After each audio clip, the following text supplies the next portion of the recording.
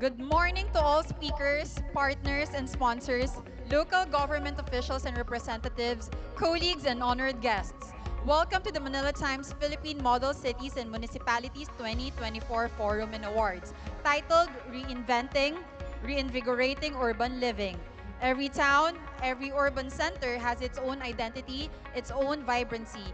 Today, we recognize the civil servants and technocrats that reshape their living communities into adaptive, vibrant, and thriving centers of commerce and culture. Magandang umaga sa inyong lahat. My name is Dafort Villasaran, the Manila Times Supplements and Special Projects Editor, and your co-host for this morning. Co-hosting with me is, of course, the host of Prime Times with Attorney Leah Badillo Crisostomo. Thank you, Leah, for gracing us with your presence today. Thank you for having me, Manila Times and Dafford. And also, did you know, Leah, that aside from the 6 speakers that we have who will be having their 15 minutes, we will also be having with us later to join in being able to ask them questions about their talks, the Manila Times columnist Ben Kritz, who will be joining them for the fireside chat. To be honest, Dafford, I'm really looking forward to today's proceedings because we are not only hearing from many sectoral industry leaders this morning, but by the end of the day, we will be awarding the best and the brightest of the LGUs in the Philippines. Yes, Leah, actually, if for those of you who are still new to the Manila Times Model Cities and Municipalities format, we've narrowed down 15 cities and municipalities to be recognized, and out of each 15, we will be giving out the top 3 awards as a form of acknowledgement for their achievements and efforts. Personally, Dafford, I like names of our 15 categories for recognition.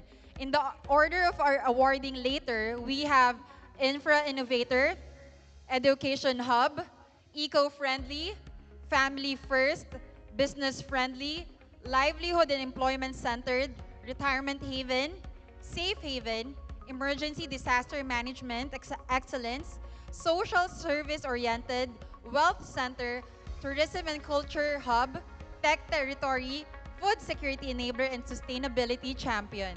Actually, that's quite a mouthful, and the kinds of awards or recognitions that we'll be giving, we will be giving some explanation for people to better appreciate the criteria that we allowed us to be able to present these acknowledgements to the following cities and municipalities. Speaking of visiting Dafford, our illustrious panel of judges for the Philippine Model Cities and Municipalities 2024 traveled from all around our Metropolitan Manila to Crown Plaza Manila Galleria last September 10 in order to score, tally, and determine the winners for today's ceremony. I heard it was tough keeping the winning results from leaking to the public and even sa atin, to the Manila Times editors, reporters, account managers, and staff. Super secret. That's true, but to be honest, I did have to leak it to a few people because we do have to have some of our reporters and our editors ready to do some ambush interviews for those. Some people already know who will be winning. So in case you happen to be approached by a reporter or an editor, perhaps maybe you're one of the candidates for the top 3 cities or municipalities. So good luck. So let's not keep our guests waiting and That's let's right, not Leah. keep the suspense any longer. Let's start the program proper, Dafford. I agree, but perhaps you have the honor of introducing the gentleman who will be giving the welcoming remarks. Aside from being the chairman and CEO of the Manila Times, he is also the chairman of the National Book Development Board. So let's all welcome Sir Dante Klinkang. Good morning, everyone.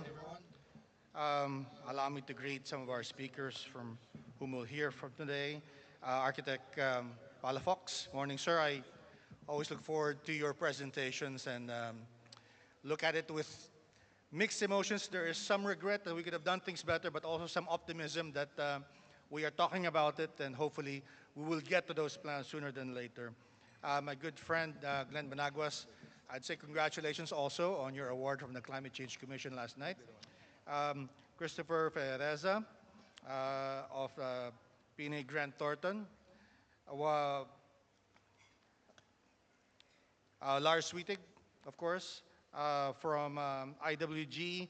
We'll be hearing soon later on from Secretary Cristina Garcia Frasco of the Department of Tourism. My colleagues at the Manila Times, ladies and gentlemen, Good morning and welcome to today's forum on model cities and municipalities for 2024. As you know, the Manila Times organizes a number of events every month, and this has become perhaps bar none the most popular among them.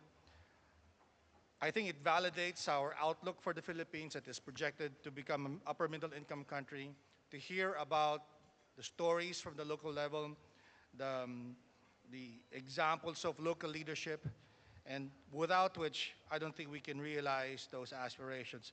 So advance congratulations to all of those who will be receiving an award this afternoon. You may notice that sustainability is a big theme that will be mentioned throughout this program. And there is, as you know, the existential threat that faces the country and in fact the world with climate change. Even though the news about it seems bleak, it's reassuring to hear some of these local examples of good leadership and gives us some confidence that we can overcome those challenges um, for our country and for the rest of the world. I know that you're eager to start with the program, but I would be remiss without acknowledging the many partners who have helped us make this event possible. We cannot thank them enough, so let me mention them. Our co-presenters, PNA Grant Thornton, Mega World Corp, our category sponsors, Globe, Infinivan, First Park Homes, Tata Consultant Services, SunSmart, Wilcon Depot, of course, our special partners, Lazada, Clorox, Watson, Astra Plus, Yam Agency, our venue partner, Crown Plaza Manila Galleria, Holiday Inn Manila Galleria, our media partners, IBC 13, which we will have a new program on beginning this October, and of course, the Manila Times TV.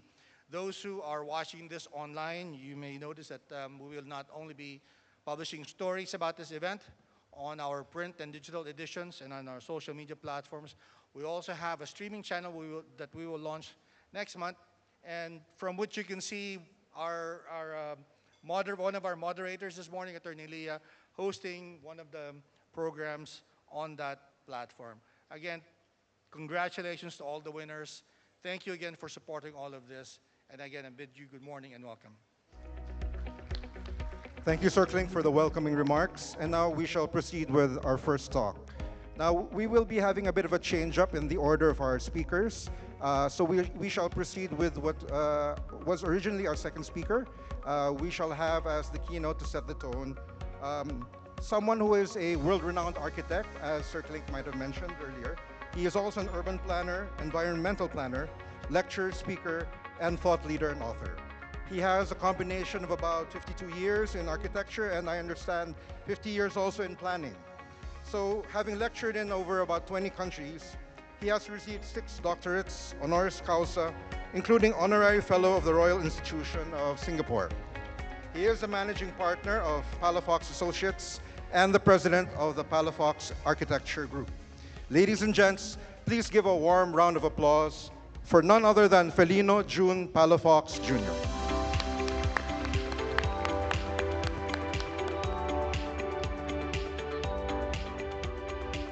Architect, you have the floor. You have about 15 minutes. Yeah, thank you, sir. Thanks for the kind introduction. So the topic today is very relevant. In fact, one of my professors at Harvard told us this century will be re-century, reimagine, redesign, replan, re-engineer. Hopefully we'll have urban renaissance. And this century also is a century of cities. The past century was century of nations. And the past century was the Atlantic. This century is Pacific Ocean, Asia Pacific. And we just do it quickly. I presented this 2006 in New York, 60th anniversary of the United Nations. And you can link all the continents of the world, bridges, tunnels, railways, and so on. And somebody commented, it could have been less expensive than the Gulf War. And then there was a global peace conference in Northeast Asia, Mongolia. I was invited again to talk about this. Global peace and development is less expensive than war and conflict. If you rotate the map of the world, our country is in the center. It's no wonder for more than 370 years, we were the Asia-Pacific hub of Spanish Europe, and for 50 years, the Americans, 2 years, the British, and 4 years the Japanese. So it's already given because of our strategic location. All superpower countries are interested in our islands, and one of our advocacies now with Manila Times is also championing, and thanks to one interview face to face with Chairman Klink Ang, the Philippines can be in the top economy in the world, number 16 by 2050. By 2075, number 12, forecast of HSBC and Goldman Sachs. But we have to address our challenges. Next slide. And by 2050, we need 100 new cities with 150 million Filipinos. 100 million will be living in cities. So, and this one, I talk about the rest century, this century. Next slide. And Asian Development Bank hired me to be external consultant at the Philippine Development Plan 2023 to 2028. And I shared there are more than 30 modes of urban transport and more than 20 kinds of infrastructure. In our development planning, is less than 10. And also shared with them the way we plan here, unlike in the mid-70s, short-term and opportunistic, not long-term and visionary. That's one reason why we're doing a vision plan for the Philippines 2050 and beyond, and so on. And we plan new cities, 15-minute cities, 10-minute communities, 5-minute neighborhoods. We plan and design Rockwell. If you live there, everything is within 400 meters from your doorsteps. 5-minute walk, walking, biking. And the plans we're doing now, like Clark, Freeport Zone as a smart city, or the New Manila International Airport, Aerotropolis, airport-driven metropolis of San Miguel. Will be a 15-minute city, walking, biking, and public transit. 10-minute neighborhoods, 10 minutes. So 400 meters, we Metro Manilans, survey where we're doing Rockwell, we Metro Manilans, we walk only 400 meters, 5 minutes. And 10-minute walk is about 800 meters. 10-minute walk and 12-minute walk is 1.2, and 1 mile is about 20 minutes. So this has been our advocacy. Those with less in wheels should have more in roads. 1/3 for people, pedestrians and bicycles, 1/3 for trees and landscaping, 1/3 for moving traffic lane. It takes at least 10 trees to recover the oxygen out of the carbon monoxide per car. And at Palafox, these are our overarching guidelines in our development planning and architecture. People first, or social equity, job creation and poverty alleviation. Then we can talk about planet Earth or the environment, then profit or economy, without forgetting culture, history, and heritage, and interfaith spirituality.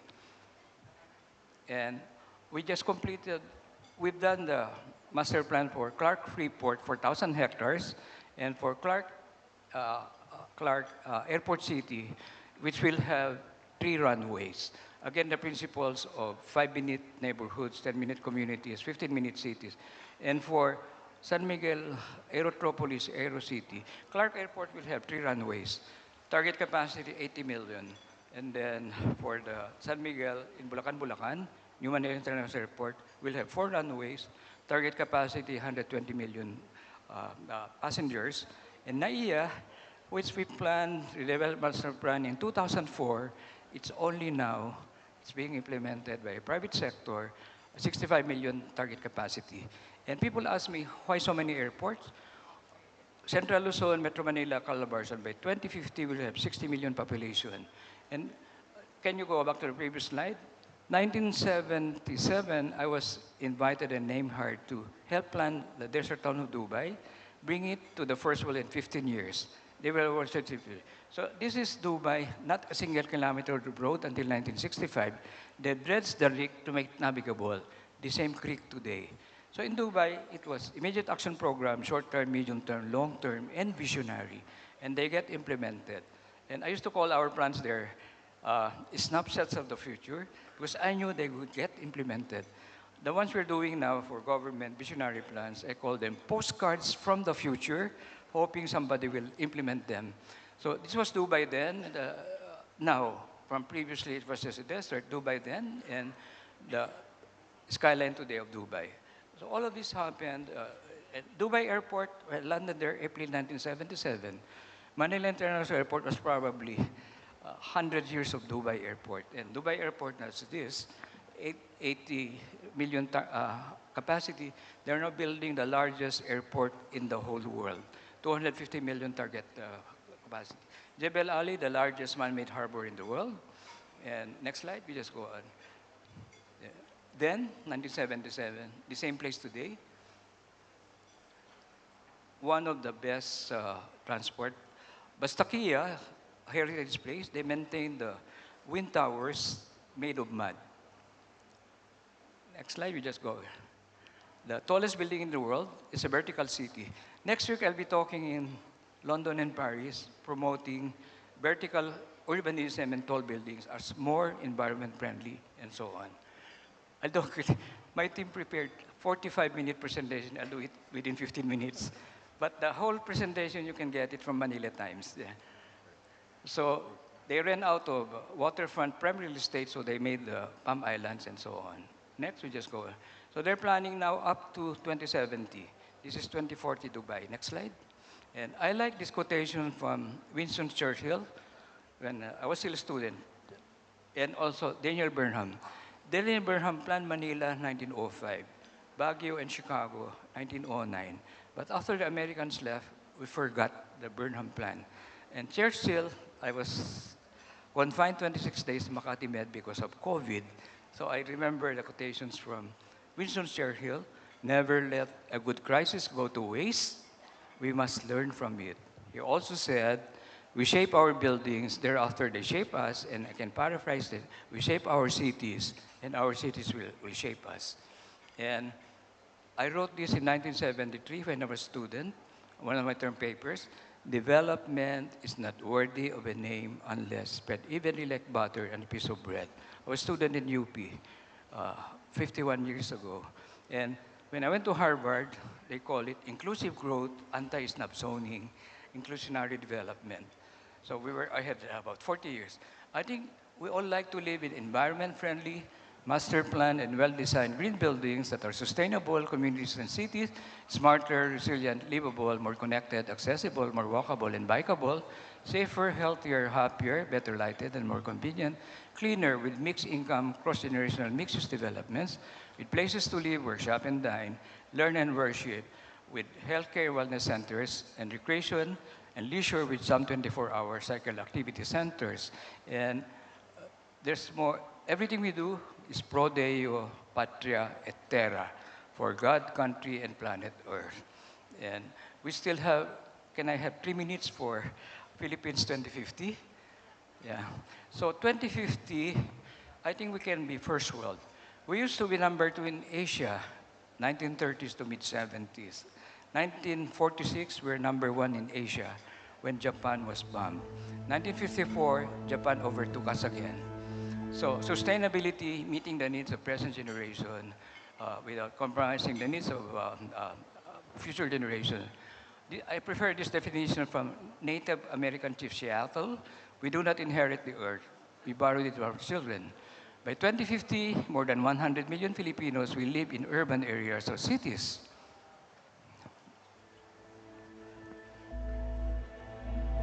The Philippines will need 100 new sustainable, smart, resilient, and livable cities to support and sustain the rapidly urbanization population growth. This is green buildings, green urbanism that we are promoting. And Goldman Sachs, HSBC, not just from me, we can be number 16 economy of the world by 2050. 2070, number 12, even overtaking France. The Philippines has a very high development and investment potential. Its natural and human capital resources, to name a few, are among the many advantages of our country.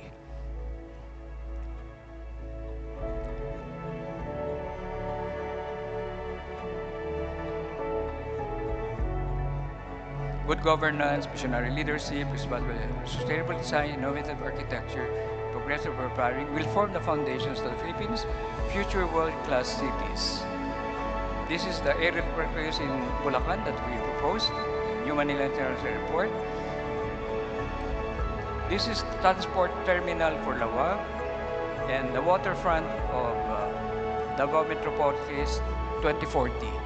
to inspire current and future generations of architects, planners, designers, as well as national and local government leaders and developers to shape sustainable and resilient future economies in our country. Walkable, bikeable, join us in making the Philippines 2050 a reality.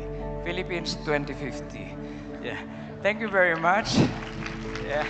If, if I just add 2 minutes lang or 1 minute lang, how can we achieve it? We're number one in the world in marine biodiversity. We're number one. We're number one in sailors, seafarers. We're number one in call centers. I like to believe we are number one in nurses. We're number two in geothermal energy, number two in BPOs. We have the third or fifth longest coastline in the world. Some countries go to war because they don't have a coastline, like Iraq invading Kuwait. Kuwait was blocking the waterfront. And in Dubai, they only had 70 kilometers of natural waterfront, so they excavated the desert, made the Palm Islands, just to have more waterfront, one of the reasons. We're number four in shipbuilding, thanks to the Koreans and Japanese. We're number four in gold. We're number five in all other mineral resources. And the value, estimated value between $3 trillion US dollars to $6 trillion US dollars. We have a demographic soft spot. Our population average age is 26 years old. The rest of the world is aging and aged. That's why they are hastening the development of robotics and so on. We're number 12 in human resources, and the Filipino expatriates, let's not call them OFWs, sounds like POWs. The Filipino expatriates are the favored employees of most employers all over the world. So if you do a SWOT analysis of our country, strength, weakness, opportunities, and threats, or challenges, we have more blessings, more strengths, more opportunities, and the weaknesses, threats, or challenges. We know the problems, we know the solutions. We just need to have visionary leadership with a strong political will, good appreciation of urban planning, and good design like architecture, engineering, and excellent management. And not just for the president, maybe down to the 44,000 barangay captains. Thank you very much indeed.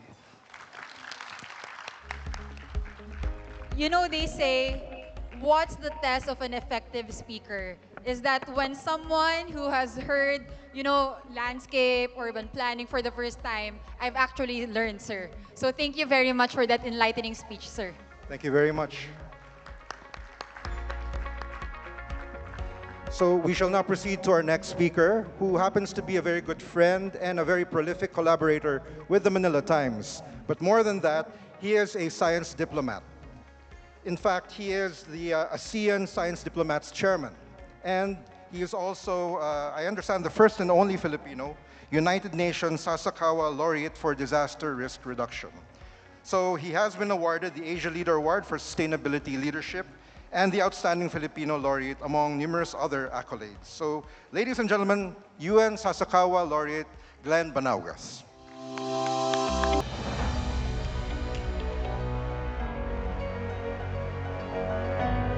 Glenn Banaugas is a multi-awarded, prolific scientist and diplomat, and one of the leading experts on environment, climate change, and disaster risks. He analyzes conundrums brought about by climate change and extreme events using scientific models, data, and spatial statistics, applies participatory mechanisms, recommends science and evidence-based policy solutions, and provides resilient and sustainable programs. Climate Smart Philippines Science for Service is the program he founded in 2010, providing elucidations in reducing disaster risks and preventing potential damages and losses through scientific wide-ranging assessment, risk and impact analysis, capacity development, project management, and multilateral cooperation among actors.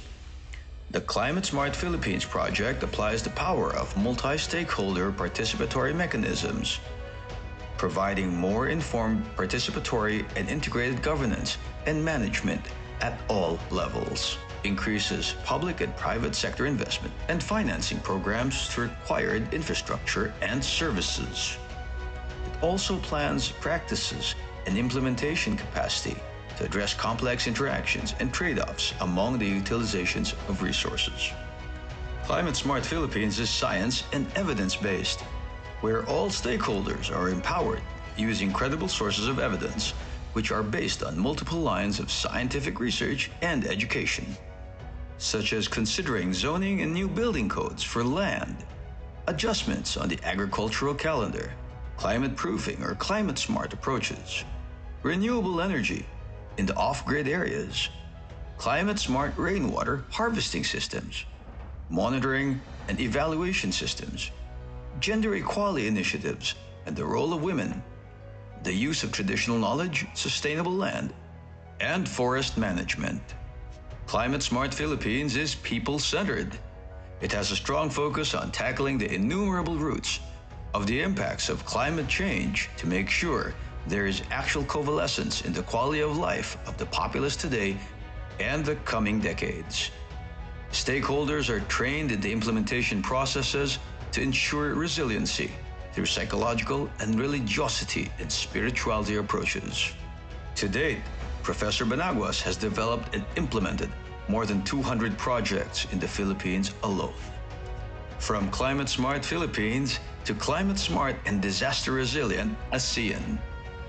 More than 50 projects in Southeast Asia in partnership with his ASEAN Science Diplomats and the U.S. ASEAN Fellows for Science and Technology.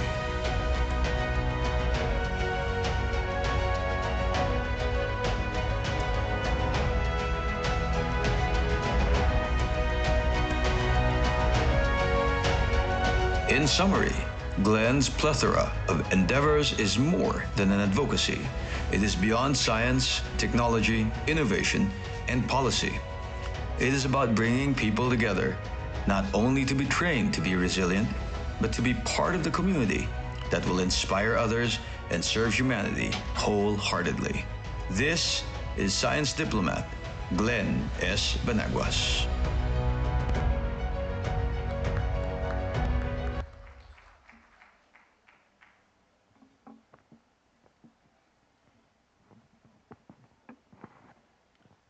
Oh, hi. Good morning, everyone. Good morning. Good morning. Wow, thank you for that response. All right, the video that was shown to you a while ago is also the video that was shown in the UN in 2022 when when I was conferred as the UN, the first Filipino in the UN Sasakawa laureate. So that's actually the things, those are the things that we have been doing for the past years since 2010. All right. Yes, from engineering architecture, we'll move on to climate science. Yes, I'm a climate scientist. So you heard a lot of heard a lot of designs from architect Palafox, who is also my co-TOEFL awardee, co-TOEFL laureate, outstanding Filipino laureate. He got it long time ago, and I got it in 2019 together with Sir R.S.A. Ramon Ang. Now, what I'm going to provide you this today is what is the role of science in terms of sustainability and resiliency in the local government units, and how you're going to apply this particular approach to make a city resilient and sustainable? Let's move on to the next slide, please.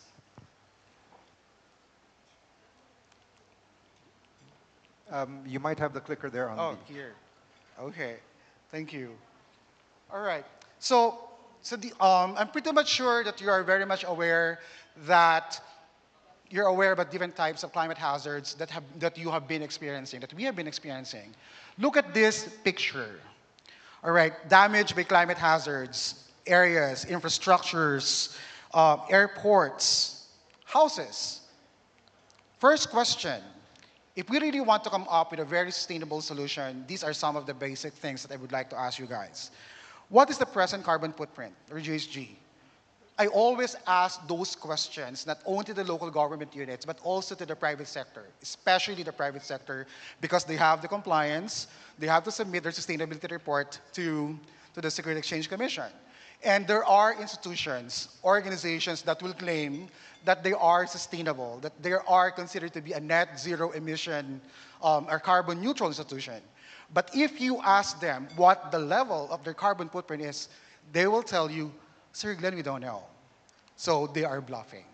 It will be very hard for you to know, it will be very hard for you to create a roadmap, a net zero emission roadmap, if you are not aware of what you are emitting? That's why we're always asked that question. Number two, what is the level of its adaptive capacity to different types of climate hazards? Climate hazards, your tropical cyclones, drought, sea level rise, rain-induced landslides, and so on and so forth. So the climate smart aviation or climate smart institution has two. We have the mitigation adaptation. This is only one of the examples that I did. I did this for Philippine Airlines as the consult advisor, the former chief resiliency and sustainability officer. So for aviation, it's one of the examples, which also can be replicated in different sectors. Mitigation and adaptation. So I am not going to elaborate anymore because I'm pretty much sure that you're aware about resiliency and, of course, sustainability. When we say mitigation, this is where we apply different scenarios, different approaches, how we're going to reduce our carbon footprint or greenhouse gas emissions. And the other one is resiliency. This is our climate change adaptation. This is where we assess and manage our risk. So a trip to resilience and sustainability, I'm going to make it quick based on the track risk impact policy framework. Under the climate change adaptation, we perform historical analysis. It's really very important for us to do that. Simply because if you are aware, there are areas, not only in the Philippines, but in other parts of the world that have not experienced different types of hazards. For example, in Dubai, who would have known that Dubai is going to get flooded, right? We are not aware. So, and that's the reason why we need to imply and we need to integrate science, climate science in all our studies, in all our programs. For the climate change adaptation or resiliency, you have to have your rainfall temperature. You have to have historical analysis. What happened before, what is happening right now, and what is going to happen in the future. And you will be needing global climate models to understand, to know your rainfall and temperature for the next 30 years, 60 years, or 100 years. Now, for the sustainability, the same thing. What is the role of your GCM or global climate models, and how is it going to affect, all right, your rainfall, the dynamics of rainfall and temperature? All right, your GHGs or global or your greenhouse gases, how will this affect your rainfall and temperature? How are they going to behave? And you need your global climate models. Next, under the risk, for the UNDRR, for resiliency, we use the hazard exposure vulnerability. Hazards, these are different types of climate hazard that I mentioned a while ago. Your tropical cyclone, your typhoon in a more layman's manner. You also have your drought, flooding, rain-induced landslides. The other thing is exposure. Every time there's a disaster, who are exposed? We people, all right? We people. And if the people is exposed, there is a corresponding vulnerability parameter that we use. We either use your HDR, your Human Development Index, and the other one is your poverty incidence. Now, under the sustainability, the UNFCCC and the IPCC are the Intergovernmental Panel on Climate Change. So I'm part of the IPCC, as part of the expert reviewers. So we review all the different climate models around the globe which are applicable per country. So we want to check if this particular global climate model is applicable to a certain country. And if it's not, it has to be simulated, and we have to do more so that that particular model will be applicable for a certain city, locality, or municipality. And this is also, we provide trends on climate projections. The next part is the impact. So you may have the track, you may have the risk, but you also have the impact. Now, we use the NCCAP, the National Climate Change Action Plan, so I'm pretty much sure that most of you from the local government units are aware of your NCCAP. How are you going to mainstream the NCCAP or National Climate Change Action Plan? Remember, there are 7 priority areas: your food security, sustainable energy, water sufficiency, your human security, your knowledge management and capacity building, number 6, your climate smart disaster resilient infrastructure, and number 7, ecological and environmental stability. Now, for sustainability, it's the same thing. If we have the National Climate Change Action Plan, for the resiliency, for the climate change mitigation, or for sustainability, we also have that. Food security, have the food. This is where we measure, estimate our carbon footprint from the different sources based on the National Climate Change Action Plan. So you can see that. Next slide. Then in terms of policy, we want to make sure that the policies that we are implementing, that we are mainstreaming, are conformed, are aligned to the international frameworks. They have the Intergovernmental Panel on Climate Change, the UNFCCC. For the resiliency, we have the UN ISDR, now the UNDRR. And in the Philippines, we have the RA 10121 and the 972 and 9729, your Climate Change Act, and and of course your Disaster Risk Reduction and Management Act. So how do we do that? Give me more, how many more minutes? 5 minutes? Okay, I'm going to provide you some of the findings that we did for the Philippines in terms of climate trends and projections. And this is very much applicable for you so that you might integrate that in your planning and, of course, decision making. Oh, this is the average temperature, 2020, NCR, the Latlon. Expect that will increase in temperature. This is for the Western Visayas. This is for the central Mindanao. So if you look at the climate trends and projections, the temperature is really going to increase from 2020 to 2100.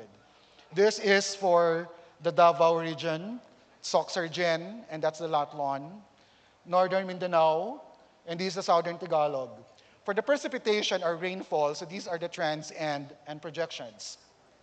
For the NCR, expect that there will be an increase in precipitation by 9.83. And these are the things that are going to happen in the future. This is for ayaw. It doesn't work.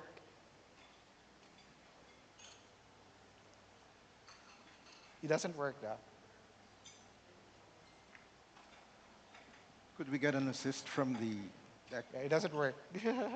Oh, these were Western Visayas, Central Visayas, Davao, Soxargen, Northern Mindanao, Southern Tagalog. So these are some of the most important findings. So the best estimate of temperature increase from 2020 to 2050 is 0.77 all over the Philippines. The temperature is expected to rise rapidly. So if you are a climate change denier, you might say, Glenn, we're just going to go back to, if it's part of the cycle. Are you saying that we're going to go back to ice age? No. Based on the findings of the scientists, of the climate scientists, the temperature is going to increase. It will only go back, it's only considered to be a cycle if we are going to go back to ice age, which is not going to happen. So for those who are climate deniers, these are just some of the impacts that we are providing you. Then May is the hottest month, and the month of January is considered to be the coolest month. And many areas will see more hot months and fewer cold months. Now, for the precipitation, expect that there will be hydrological uncertainty. And you saw that in some of the pictures, right? There are areas in the Philippines that are going to experience increasing amount of rainfall, and there are also areas that are not going to experience that, all right? So for the risk, so I only chose Manila because I think most of you are from Manila, from hazard exposure vulnerability. So these are the areas that are at risk. The red color is considered to be high risk, the orange color the moderate risk, and the yellow color is the lowest risk. Rain-induced landslide, flooding, drought, tropical cyclones, sea level rise. So this is very interesting. One more minute. Now, are you aware that I'm not going to mention the name of this particular municipality, and this is really very important for all of us, for all of you, in terms of allotment of your budget. Municipality X, a total revenue of 3,900,000. And based on Disaster Risk Reduction Management Act, 5% calamity fund goes to the disaster, right? 5% of the total revenue goes to disaster management fund or the calamity fund. Do you know the budget of the government unit, the LGU? How many LGUs are here? Will you please raise your hands? Local government units, will you please raise your hands? Don't worry, I'm not going to call you. Just raise your hands. Okay, do you know the budget, your budget, the Calamity Fund? This is for Municipality X. I'm not going to mention the name. If 19,000 people are going to be affected, do you know the budget of a local government unit? Budget for one hazard alone, one tropical cyclone, for instance, one occurrence, the budget is 10 pesos. If 10,000 of the total population, 10,000 out of 19,000 will be affected, do you know the budget of the local government unit? 19.5, 19 pesos and 50 centavos. And if 5,000 will be affected by a certain hazard, do you know the budget? 39 pesos. This means that the calamity fund allotted by the local government unit is not enough. Do you understand? Okay, last slide is how we're going to create a model city or smart city. So first, you have to create a net zero emission roadmap, all right? And this is where you apply different models, apply science. Please use science for decision making. We don't want everyone to be interviewed after the disaster. From the very start, you have to engage the scientists. Is estimate the greenhouse gas or carbon footprint in the entire city, meaning all sectors, the building, infrastructures, food carbon footprint, agriculture, transportation, road, et cetera, et cetera. And then the climate disaster resilient city, like what I mentioned, it has to be science and evidence-based. And this is where you apply gender transformative mechanisms, nature-based solution, and the global safety and security standards. And definitely, how are you going to do that? You provide training and capacity building to different types of stakeholders. You collaborate with different stakeholders, and you apply this where you get some funding. Like for example, your People Survival Fund, how are you going to access that? And you also have the GCF and GEF. And these are the international funding, which can be accessed by the local government units. And those are the parameters that you will be using in order for your city to be considered as a smart city. That's all. Thank you very much. Thank you very much, Glenn, for humoring us with the 15-minute talk about 15-minute cities and the things that affect the climate, environmental factors that all boil down to what it is that we're talking about here today. His passion really resonated for it. And for our next speaker, let us all welcome one of the favored resource persons for the Manila Times Philippine Model Cities and Municipalities, having been asked to speak in last year's forum and award ceremony. This is because he has over 20 years of experience in the audit of local and multinational companies in a wide range of industries, and his company is the partner of the Times in determining the winners of today's recognition. He is the Chief Sustainability Officer and a partner for advisory services at PNA Grant Thornton. Ladies and gentlemen, please welcome Christopher Chris Ferrareza. All right, thank you for that kind introduction. I was also prepared to speak for 20 to 25 minutes, but I'll do my best. So here we go. Good morning, protocols observed. So yeah, to start my presentation, I am posting these two reflection questions for us to ponder upon as I go through my presentation.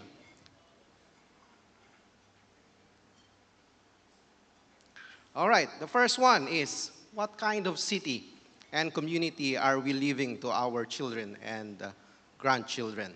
This was coined based on one of the speeches of Kofi Annan, Secretary General of the United Nations from 1997 to 2006, when he said, what kind of world will we leave for our grandchildren? Well, the bird's eye view of the forest has already been laid out by our architect June Palafox as well as Mr. Banaguas. So I'll give you a bit more on the trees and give you some practical solutions. And the second question is, what legacy do we want to leave behind for the next generation? We'll go back to those questions again after my brief presentation. The Paris Agreement, which was adopted in 2015, represents a historic global commitment to global climate change. Its goal is to limit global warming to well below 2 degrees Celsius, above pre-industrial levels, with a more ambitious target of 1.5 degrees Celsius. Well, to date, the expert says it is impossible to achieve it. This threshold is critical, as exceeding it could trigger severe climate impacts, including more frequent and intense droughts, heat waves, and rainfall. According to the UN's IPCC, where Mr. Banaguas is a member, the urgency to keep warming below 1.5 degrees Celsius has never been clearer. According to the report, Climate Change 2021, the Physical Science Basis Intergovernmental Panel on Climate Change, the Earth's climate is projected to continue to warm over the next few decades, with global temperatures likely to reach or exceed 1.5 degrees above pre-industrial levels by 2030. Now, According to the Asian Development Bank, the battle against climate change will be won or lost in Asia and the Pacific. This region is currently responsible for over 50% of global greenhouse emissions and is experiencing a rapid rise in energy consumption. And by 2025, Asia will account for more than half of global power demand. Given these statistics, the need for substantial or sustainable urban development in the region cannot be overstated. And so you have architect June Palafox here who can help you out. Asia, with its growing cities and economies, is both at the center of the climate crisis and a vital part of its solution. Now, where does the Philippines stand in this landscape? Our country currently ranks 92 out of 166 countries on the 2024 UN Sustainable Development Goals Index with a score of 64.47, reflecting the nation's ongoing efforts towards sustainable development in terms of sustainable competitiveness, which measures the ability to generate and sustain wealth without compromising future potential. The Philippines ranks 90th out of 180 countries on the Global Sustainable Competitiveness Index. What is alarming is, as you may have seen in the news recently, it is ranked number one. Number one on the world's risk index, making it the most disaster-prone country globally due to its high vulnerability to typhoons, earthquakes, and other natural disasters. And this is according to the NDC, while currently the present carbon footprint of the Philippines represents only 0.48% of the global carbon footprint of 49.6 gigatons of CO2 emissions, the Philippines commits to a projected greenhouse gas emissions reductions and avoidance of 75%. Well, is it really supposed to be our focus? These numbers underscore the critical urgency to accelerate our adaptation and mitigation strategies, which has already been shown to us by Mr. Banaguas earlier. So, in this particular slide, which also was discussed earlier by Mr. Banaguas, I will just highlight that the Philippines is actually doing well in terms of SDG number 12, which is responsible consumption and production. One of the main reasons is the passing or the lapsing into law of the Extended Producer Responsibility Act of 2022. This is about the plastic recovery and diversion that those producers and importers of products that utilizes or uses plastic packaging is responsible to do. And the LGUs, the local government units, has a very significant role to perform for this to become successful. So what role do cities play? Cities are considered to be the forefront of our battle against climate change. Why? Because despite occupying only 3% of the Earth's land, cities consume 60 to 80% of the world's energy, produce 75% of carbon emissions, and by 2050, it is projected that up to 70% of the global population will live in cities. The risk to cities, rising temperature, coastal flooding, and more, will increase rapidly unless we embrace a sustainable transition. In this regard, cities must lead the way in driving systematic change toward a more climate-resilient future. Now, let's go to transitioning to sustainable cities. What does it take for a city to become sustainable? Given the broad scope of this transition, it demands setting bold ambitions and implementing climate action plans that deliver tangible results on the ground. Transitioning to sustainable cities cannot be achieved in isolation. For example, in Metro Manila, City A and City B cannot claim that and cannot be considered sustainable if the rest of the cities and communities within the metro or The adjacent ones outside the metro are not. Let me illustrate that further. For example, City A and City B have done a very good job making sure that their drainage system are properly designed and constructed regularly and properly maintained and working effectively. But the rest of the cities and communities around them, especially those through which the water, after being flushed from the drainage system and waterways of City A and City B, passes through those cities that have not done their job well.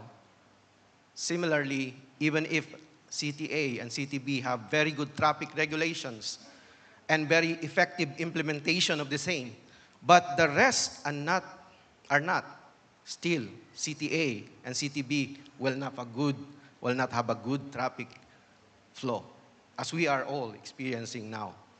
It demands strong governance and purposeful collaboration across all levels of governments, private sectors, and communities. Tackling the complex challenges of sustainability, such as decarbonizing our energy, transport, and building sectors, requires breaking down silos and integrating efforts across different areas.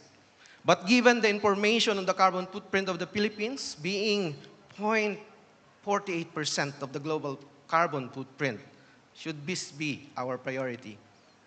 What if we focus first on the governance aspect such that all policies and procedures, remember, sustainability is not just environment. It includes social and governance, the economy. Plans and projects can be implemented more efficiently and effectively to ensure that would really redound to the benefit of the people. What if we can replicate Singapore in every cities and communities in the country? How about prioritizing social problems, such as lack of discipline on the road, motorists and pedestrians alike? What if our enforcers would really be enforcers, strictly implementing the rules and regulations? If Subic can, why can't the rest of the country? Now, we must recognize that there is no one-size-fits-all path for this transformation. Each city must develop tailored strategies that respond to its unique context, demographics, and environmental challenges, but with due consideration and environment or impacts to neighboring cities and communities. So we have to take into consideration all the time the impact to others when we do something for our own good. It involves cross-sectoral planning, ensuring that all urban residents, especially the most vulnerable, benefit from this transformation. With that in mind, let me now share some key components that cities need to adjust to this transition. This includes good climate governance, stakeholder engagement, setting targets, and prioritizing high-impact actions, monitoring, evaluation, and reporting, and setting a baseline. Good climate. Effective climate action requires strong leadership and clear governance. Clear governance. Leadership must publicly commit to climate initiatives, setting a clear vision and securing support from all stakeholders to drive both short-term and long-term transformational change. Achieving transformational change requires buy-in from various stakeholders, including government, departments, businesses, community, groups, and the public. Maybe that's why 64 years since the first time sustainability was introduced, still we are having difficulty to achieving our targets.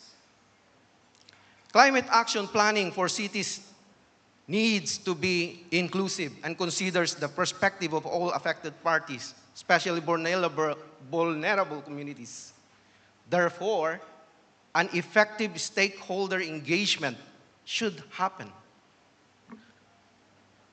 Engaging diverse stakeholders, including vulnerable communities and industries, is essential for building support and ensuring that climate action plans are inclusive and impactful. A city or community stakeholder would always include other cities and communities around it to be sustainable. Stakeholder engagement will help the city or community to understand the materiality of the impact on any stakeholder. Now, set the target. Targets should be set and high impact actions prioritized. For an effective transition, cities should set targets based on a scientific data as stressed on by our Mr. Banagwa earlier. An assessment. Cities need establish clear evidence-based targets for climate action. Based on the targets, cities then must prioritize high-impact actions. For example, it's not related to climate directly, but say there are only 2 lanes, and you add barrier poles. What happens to traffic? It gets worse, right? And there are only few bikers. What if we remove those poles so that those 2 lanes can be really fully utilized? The more traffic, the more carbon dioxide emitted into the atmosphere. Correct? Based on the target, cities then we must prioritize high-impact actions and identify quick win strategies. Now, monitoring, very, very important. Monitoring, evaluations, and reporting. Otherwise, it's nothing. Like with any other processes, continuous monitoring, evaluation, and reporting is essential. Continuous evaluation, public reporting, and transparency are crucial for maintaining accountability, adjusting strategies, and reinforcing public trust. Finally, setting a baseline. To effectively address climate issues, cities need a clear understanding of their current state. This involves assessing various performance indicators. Those are provided by the International Organization for Standardized, or ISO, a standardization, or the ISO. This is setting the baseline. Now, allow me to just walk you through this because I think I'm running out of time. ISO standard 3720 is one of the many options to start this baseline, so you can get consultants to help you out. ISO 37120 features 104 indicators. ISO 37123, 63 indicators. The series adopts 19 key themes that are essential for cities to transition to a more sustainable development. Reporting through these themes enables cities to converse, learn, and compare with peers with apples-to-apples data. Establishing a baseline helps cities understand their starting point in this transition. Moreover, building data provides a reliable reference for tracking progress over time and making informed decisions. So mistakes done in the past can be used to learn from and not be repeated again and again and again. Let's look at this sample baseline. For governance, for example, core and supporting indicators, just 2 or 3 more slides. Women as a percentage of total elected city-level office. Number of conviction for corruption and or bribery by city officials per, say, 100,000 population. Number of registered voters as a percentage of the voting age population. Voter participation in last municipal election as a percentage of registered voters, for example. Then population and social condition. Let's say the percentage of city population living below the international poverty line, which can easily be determined.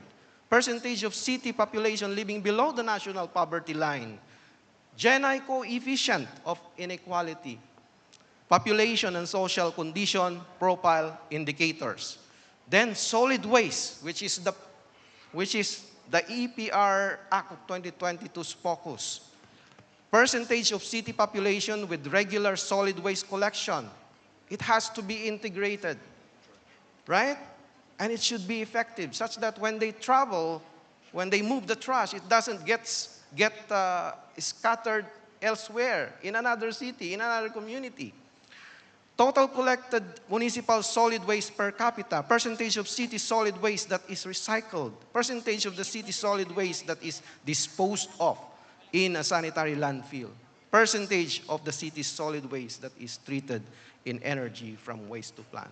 Question, are these things being done already? Maybe some are doing this already. Now, transport. Core indicators, kilometers per public transport system per 100 population, annual number of public transport, urban planning, green area, let's say per 100,000 population. Now, this is critical. We are at a crossroads where our action in the next few years will determine the livability and resilience of our cities and generations to come.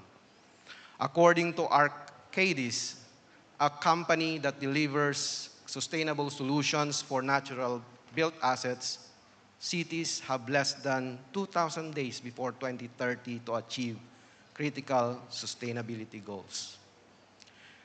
The transition to sustainable cities is not just a policy, it is an urgent necessity. One more slide. Together through collaboration, governance, and innovation, we can transition to inclusive and climate-resilient cities where no one gets left behind.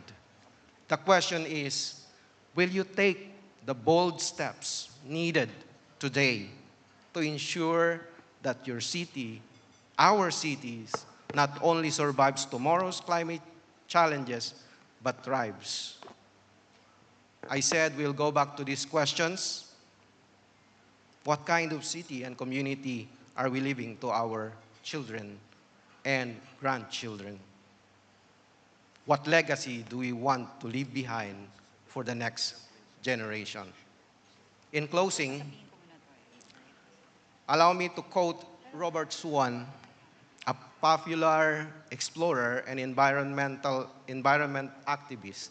He said, and I quote, "The greatest threat to our planet is the belief that someone else will save it." Hence, friends, ladies and gentlemen, your action today will shape the world of tomorrow. Thank you. Thank you, Chris, for compressing that 45-minute talk into 15 minutes. We are very grateful for your insights. Our next speaker is another favored resource person for the Manila Times Philippine Model Cities and Municipalities, having also been invited to speak last year. Like with our last speaker, this visionary chief executive officer who has revolutionized ride-hailing in the Philippines allows us to see how far we've been successful in reinvigorating urban living after a year. Known for heading an app-based service provider with over 8 million downloads and 50,000 biker partners, he has made it his mission to alleviate poverty via the education, financial inclusivity, and access to opportunities offered to the 19 million motorcycle riders across the country. Ladies and gentlemen, please welcome George, Mr. Angkas Royeca.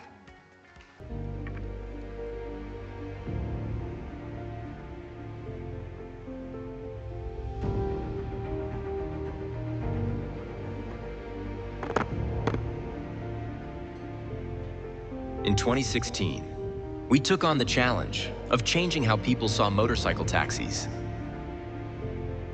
And through our efforts, we were able to create a strong community that until now continues to grow and thrive. We were able to give jobs to thousands of Filipino motorcycle bikers. Our journey has not been an easy one. You're going against 4136. We were unregulated and deemed illegal. Very possible for them to be blacklisted. We did not give up. From the streets, in Congress and Senate, even up to the Supreme Court, be it a rally or a concert, we were able to let people see our vision on what we're fighting for. We were joined by our friends who are celebrities, politicians, fighting for our cause and advocacy. The people joined us, our fellow countrymen, who continue to benefit from our services. We did different programs during the pandemic, bridging the government and private sector in joint efforts to revive the economy. And because of our hard work, we have been recognized with various awards. And now, we will continue with our mission to be able to deliver the opportunity of Angkas to the millions of our countrymen who need it. Our mission is to eradicate poverty by showing them a better way in life. The Angkas Way. Angkas, tara na!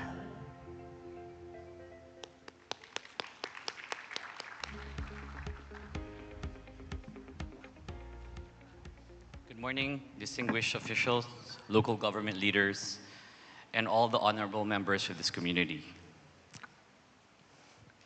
It is a great honor that I stand before you today at this momentous event, one that calls us to reflect on the future of our cities, our communities, and our people.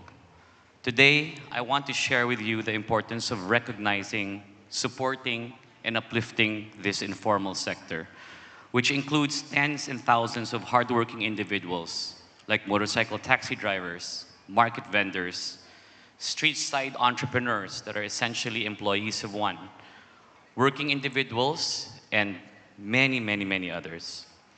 These are the people who are the backbone of our local economies, yet they remain invisible in the eyes of the law. When we talk about building model cities, cities that are sustainable, inclusive, and resilient, we must also talk about the people who form the foundation of those cities. Too often, the informal sector is treated as an afterthought. These are the people who work tirelessly but are rarely acknowledged. They're considered informal because they don't fit neatly into the traditional systems of employment. But let's be clear, just because their work isn't formally recognized, it doesn't mean that it isn't essential. The informal sector is a vital force in our economy. It provides livelihood for millions of Filipinos who don't have access to formal employment. These are the people who keep our cities moving. They deliver food, they provide transport, they sell goods at markets, they offer services that we rely on every single day. Yet these people work without any benefits that come with formal employment. They have no health insurance, no job security, no pensions, and in many, many cases, no legal recognition of their work at all.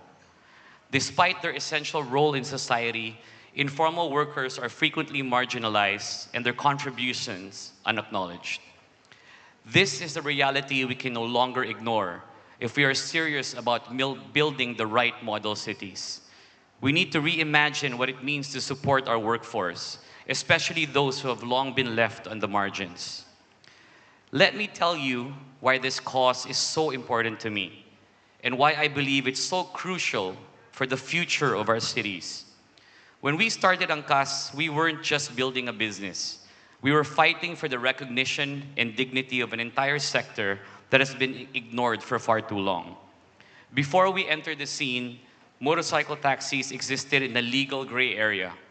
Their riders faced harassment, fines, threats of shutdown simply because the law had no way of recognizing them. Meanwhile, commuters in our traffic-congested cities, which are a lot now, it's not just Metro Manila, as many of you would agree and have experienced, had no alternatives that were safe and regulated transport options.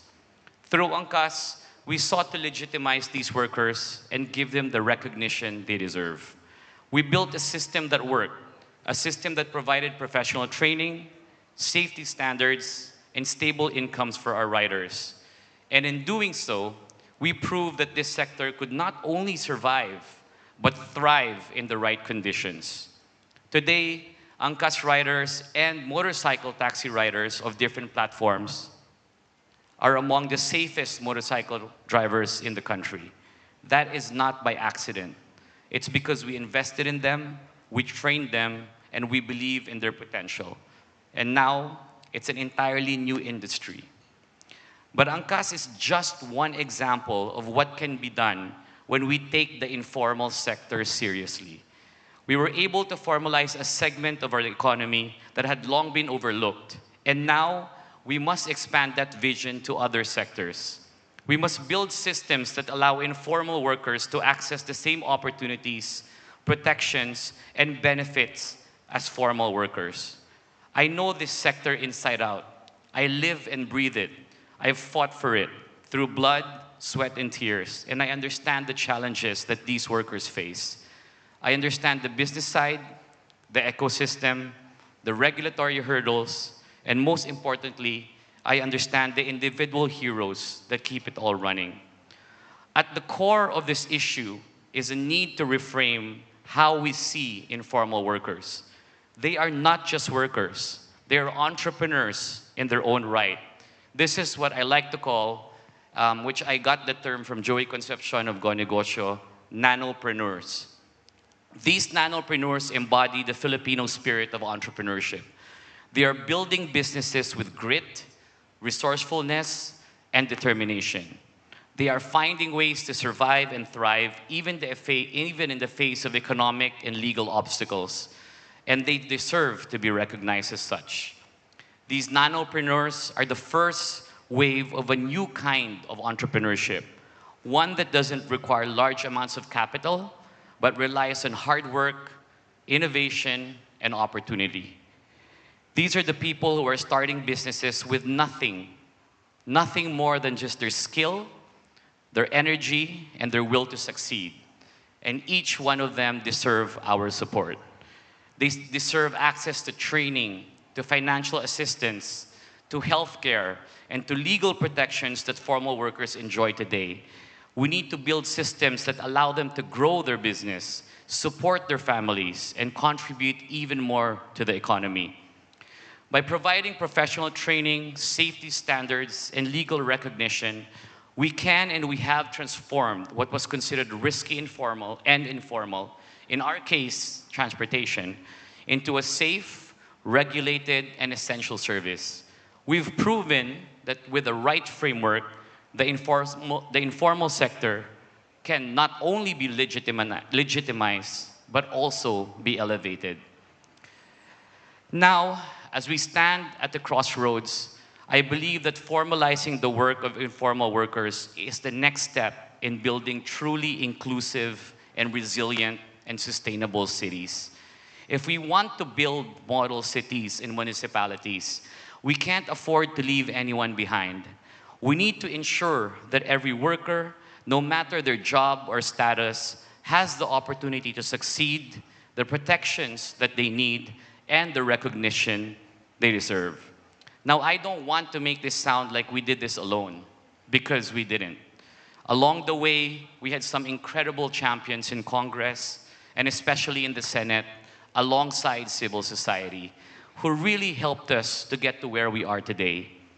These lawmakers believed in our mission and supported our cause, even when it wasn't easy or popular. They fought alongside our hearings, in committee meetings, and in public forums. And for that, I am truly, truly grateful. But here's the thing. It's not their fault that we haven't fully crossed the finish line yet. We've been waiting a while for the motorcycle taxi law and several laws like the Freelancer Act. But the reality is, these lawmakers also deal with countless other issues, representing a wide array of interests and sectors. They can't solely focus on the informal workers' cause, even if they wanted to, because of the broader mandate that they have. That is why I've made a decision to enter the political arena and advocate for this cause. We need representation that is dedicated to this formal sector and its future. We need voices in government who will prioritize the rights and dignity of these workers. I am convinced that the time to act is now, to go beyond just another political organization, but truly create a movement that can establish and institutionalize long-term policies and laws. a movement for the recognition, protection, and empowerment of the informal sector. It's a movement that belongs to the sector itself, to the motorcycle taxi drivers, to the market vendors, to the street side entrepreneurs, and all the others who form the backbone of our cities. I have to be honest with all of you. This moment standing here with a heavy breath as I decide to enter politics was never part of my life's plan. None of it was on the roadmap for me or for my family. We knew, even before seriously considering this path, what public life entailed. We had a very small taste of it during our journey with Angkas, facing media scrutiny, testifying in Senate and Congress, navigating legal and political hurdles. It really wasn't easy. The public attention, the pressure, the court battles, all of these experiences gave us a preview of what it might mean to fully step in a public arena. But that was only a fraction of what we knew would come if we took on a larger role. Yet, despite all the hesitation and fear, here we are. I'm standing here because sometimes the cause is too important. The stakes are too high. This is the future of our cities and the people who keep them running. The people of the informal sector who represent a vital but often overlooked part of our economy. In closing, I want to emphasize the fight really does choose you. When the cause is this important, when the future of so many hardworking individuals is at stake, we have no choice but sometimes to step up. These nanopreneurs, these self-reliant, hardworking individuals are the true heroes of our economy. They deserve more than just our gratitude. They deserve a seat at the table. Thank you very much. Thank you so much, George. I remember when I was still working in the Department of Labor and Employment, that was the first time I actually met Sir George, and he was part of a technical working group wherein they really focus on the labor and employment opportunities for our riders. So for that, thank you very much. That's right, Leah. You notice that every time George does his talks, it's really impassioned, and there are additional bits of information that he shares with everyone in terms of the learnings as time goes by with this advocacy. And well, with that, we shall proceed with the next speaker, who, as legend has it, moved to the Philippines in 1992 to be with the EAC. And then reports also say that he moved into Dole Packaged Foods, Hawaiian Tropic, and Coca-Cola to be able to shake things up and to be able to elevate the level of the business settings that they have for marketing, sales, and all the interconnected facets of the areas of expertise that our next speaker has. But the really interesting thing is when he joined the International Workplace Group, and this is where he earned the legendary moniker Lolo Lars. And while this is a fond term that people call him, he is also, on the flip side, very highly respected by his peers in terms of his the experiences as the head of the European Chamber of Commerce here in the Philippines. At the same time, he has currently been promoted as the Asia Pacific North Senior Vice President for IWG.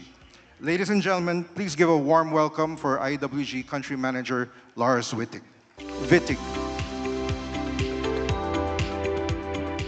Thank you very much for that very kind introduction. Yeah, I guess now my official nickname is Lolo Lars, which I guess I have to get used to after so many decades being called Mr. Bean. But putting that aside, I'm going to be talking about the future of work. And that's really what our business is about, and is really what we are all being affected by right now. There are two things that have been changing and enabling the way we go to work. First of all, technology. Technology has enabled us to work whenever and wherever. I remember when I was much younger in my working life and I had a facsimile installed at home, and my wife thought that was terrible that I was taking home with me, work with me home like that. But look at the young people today, look at the millennials. Everybody are using their smart devices to access all the data, all their emails. They're even answering emails in the evening and Saturdays and Sundays, and I think we're even expecting each other to do so. That's really a major revolution that has enabled us to do so. But even more so when COVID-19 hit, that sort of became the largest workspace experiment in the world ever. Whether employers wanted to grant some degree of flexibility to work elsewhere or not, didn't matter any longer. We were all forced to stay at home, and thanks to Zoom and MS Teams and whatever else we have of tools, suddenly the organization grew very flat, and the companies learned that what the employees had wanted all along, the ability and allowance to work whenever and wherever, there was actually also something that worked, something that grew productivity. We have a lot of data on this. A lot of it was actually available pre-COVID even. It was predicted by PricewaterhouseCoopers, Jones Lang LaSalle, many recognized organizations that by 2030, 30% of all workspace would one way or another be flexible. This is really an interesting number because, as we all know, right now a lot of existing tenants, they are right-sizing or downsizing. In the Philippines, we are also saying goodbye to the POGOs. So developers, landlords, they are now looking for tenants, and that commodity called square meters times market rate is not naturally being absorbed by demand in the marketplace. Yes, the Philippines are doing extremely well. GDP is growing faster than anywhere else in Southeast Asia. Year on year, it's amazing. Companies are employing more and more than ever before. Poverty statistically is cut in half by next year since COVID-19. Everything is moving up. So how come that the companies are still downsizing the amount of space that they have with conventional leases? It's simply because nobody wants to pay for what they don't need. You don't want to have too much or too little space. You want to have it just right. They don't want to try to predict their workspace requirements the next 5 or 10 years because nobody can do that any longer. Things are moving too fast, and God forbid there might be another COVID-19 happening. But what is also important is it is really a revolution. And revolutions, they come from bottom up. It's the people, it's the employees who always have wanted more flexibility. And especially with the millennials didn't feel the need any longer to be measured by what? A timesheet? To be measured by an old grumpy office manager like myself perhaps? Whether or not I can spot my employees outside the office, that's not the way to do things any longer. So besides growing productivity and saving money on real estate, the HR managers also see the benefit in embracing flexible workspace because that's the way to attract and retain talents. That's the way that you, even with a head office in Ortigas, can hire talent in Iloilo, in Baguio, without having to relocate the people because you can just give them a membership, for example, to Regis, IWG, and then they can drop into professional workspace near them. Hybrid working is really the way forward. In that regard, let me take a case story. A couple of my team members are here today, and Angel, if you just raise your hand. Very good. Angel, she lives in Imus. Every single day, she commutes to Makati. 1 van drive, no stops on the way, still takes 2 hours. Why is she doing that? What justifies it? Well, really nothing, but what's the root cause then? Well, we talk a lot about the 15-minute city. We actually talk about that in our company in all 120 countries where we are present. But nowhere in Southeast Asia is the gap so big as in Metro Manila when you look at the gap between the average office worker's income and the cost of housing. And that forces these, excuse my language, ridiculous commutes. And that's again why hybrid working is really relevant in the Philippines. It's also why we see it happening in the rest of the world. You see cities where the fabrics are being torn apart today, like San Francisco in the US or Sydney in Australia. Why? Because people have nice homes, but a long commute. They start the morning, maybe after 20 minutes rolling out of bed, they're sitting in the garden in front of their computer with a cup of coffee. Now, why should they commute for 2 hours so that they what? Can sit in front of their computer with a cup of coffee? It doesn't work that way any longer. 40% productivity is what is predicted to be improved by embracing flexible workspace, and 52% of workers that's really what they want. It is what they expect. In other words, we have our data in place to sort of argue this, and that's basically why we made it a business to offer a network in 120 countries, over 1,000 cities, and over 4,000 locations. Here in the Philippines, we are this year reaching 40 locations. I'm about to fly to Tagbilaran, hopefully to sign for a new location there. Earlier this year, I was in Zamboanga. We already represented with our centers, business centers for flexible workspace in Cagayan de Oro and Davao and Iloilo, Cebu, Mactan. We're about to open down in Carmona. I'm sure Angel is going to love that part, closer to Imus, right? We are opening in Baguio before the end of the year. Next Friday, I'm signing for a center in Subic, and later this year, we're opening our third center in Pampanga. And I probably forgot quite a few here. But of course, also in Metro Manila. And it's important that we don't just go for the low-hanging fruit, meaning business centers. That should be in buildings that are in the CBD areas of Ortigas, Makati, BGC. Yes, we are there too with a dozen locations or more, but we're also in the fringes of Metro Manila, just like we're opening outside of Metro Manila. Antipolo in Rizal is another one coming up. So who are availing of this? Well, I can give you an example. When we opened the first center in Davao with our partners down there, Damosa Land, the Lactameo family, Floriendo,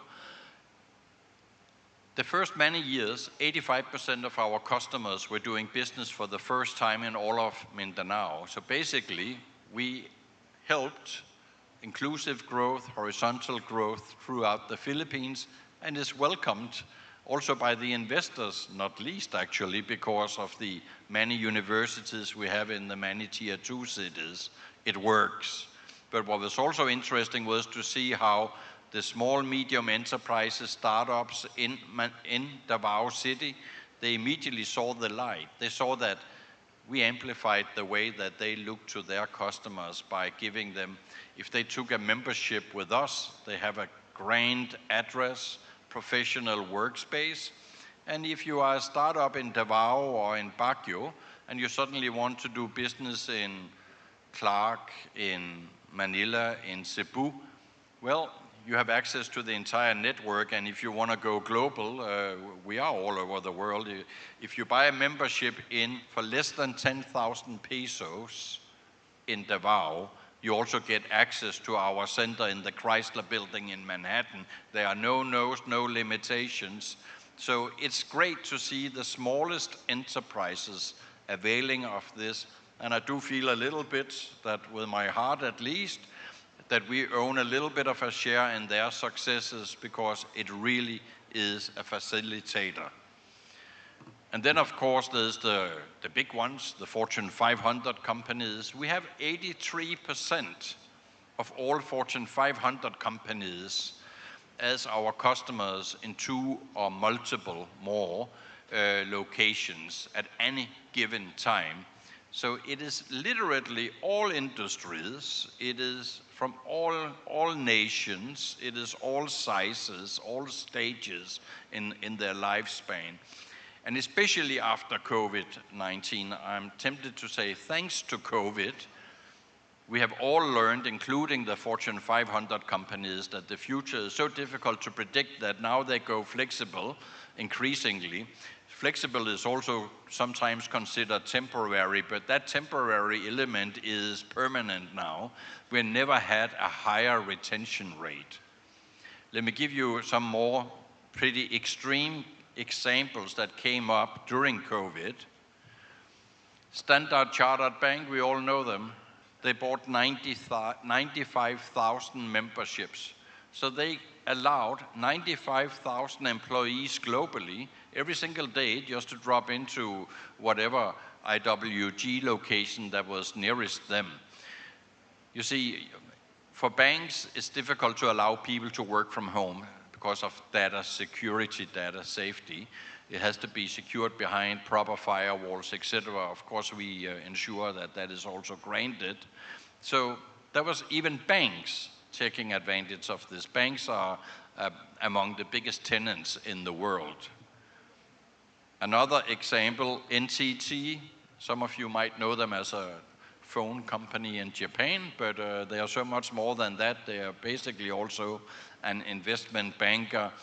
They bought 300,000 memberships in one go, allowing 300,000 named individuals in their organizations worldwide to go to work anywhere in the world, as long as they just took out their smartphone and then they could freely drop into any of our locations.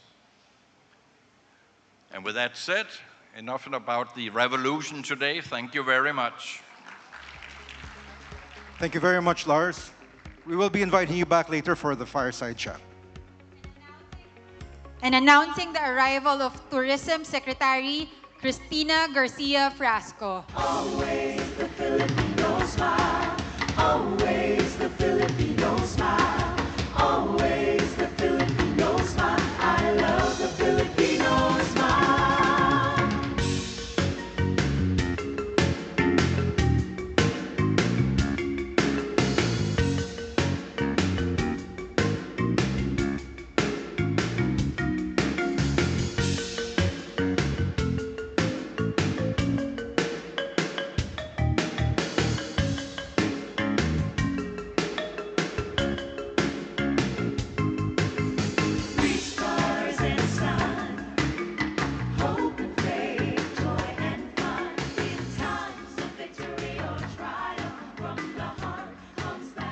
And to gain deeper insights into our keynote speaker, Secretary Frasco, we all invite you to watch this brief video. Discover her ultimate vision and the impactful work she's doing to drive positive change.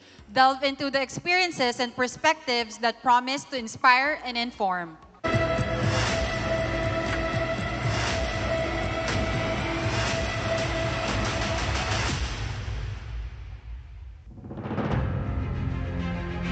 Before being appointed as the Secretary of the Philippine Department of Tourism under the administration of President Ferdinand R. Marcos Jr., she spent a decade in the legal profession, teaching law and practicing international arbitration and commercial litigation. A former 3-term mayor of Liloan Town in the province of Cebu, she positioned Liloan as what is today as a top model and most resilient municipality in the Philippines.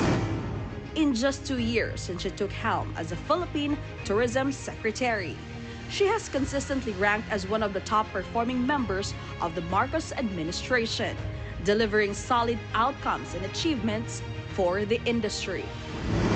In fact, the Philippines recorded a net trade surplus in travel services in 2023, a first in 15 years, according to the Philippine Central Bank. The Philippine tourism industry also posted the highest growth rate, first time in 24 years, with an 8.6% share to the country's gross domestic product, also recorded last year. 6.21 million Filipinos were also employed in 2023. Under her visionary leadership, reforms and innovations were introduced to lay the foundation of a sustainable, resilient, and globally competitive tourism industry.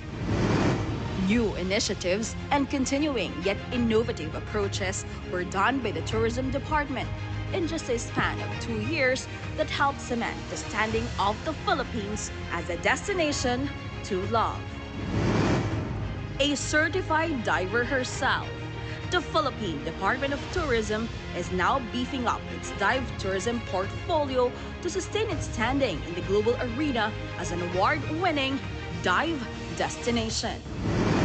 Now, the country has regained its position in the global tourism arena with the Philippines' election as Vice President of the United Nations Tourism General Assembly.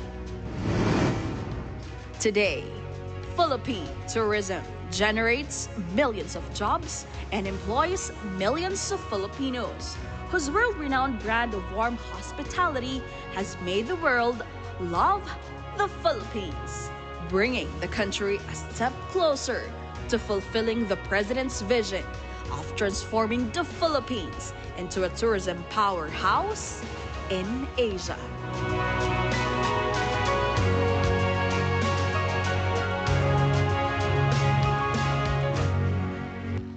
Ladies and gentlemen, the Secretary of the Tourism of the Republic of the Philippines, Secretary Cristina Garcia Frasco. Always the Filipino smile. Always the Filipino smile. Always the Filipino smile. I love the Filipino smile. Mabuhay! Mayong buntag kaninyong tanan. Magandang araw po sa inyong lahat. And love the Philippines. First, I'd like to greet the Chairman and CEO of the Manila Times, Dante Clink Ang II. Please, let's give him a round of applause. The President and COO of the Manila Times, Blanca Mercado. And the entire team of the Manila Times. To Architect Felino Palafox Jr., Chairman Glenn Banaguas of ASEAN Science Diplomats, Mr. Christopher Ferrareza of Punong Bayan and Araulo Grant Thornton, CEO George Royeca of ANCAS, Mr. Lars Wittig, Country Manager, Philippines and SVP for Asia and the Pacific of International Workplace Group, Harold Geronimo of the Mega World Corporation, officials of the Department of Tourism who have joined me today, our local chief executives, mayors from all over the country, as well as your local officials, and if I may make special mention to the mayor of my hometown of Liloan, Cebu, Mayor Alju Frasco.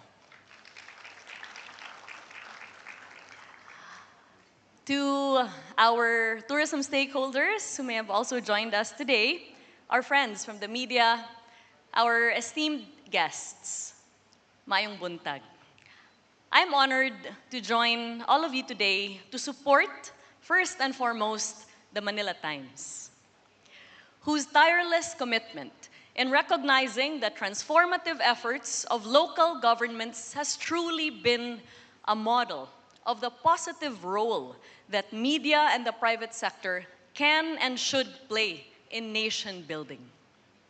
The recognition that the Manila Times Model Cities and Municipalities gives to local government units has far-reaching effects, for it perpetuates the good, promoting inclusive growth, sustainability, and innovative governance, principles that are crucial in shaping the development of our cities and municipalities, and ultimately redounds to the benefit of our communities nationwide.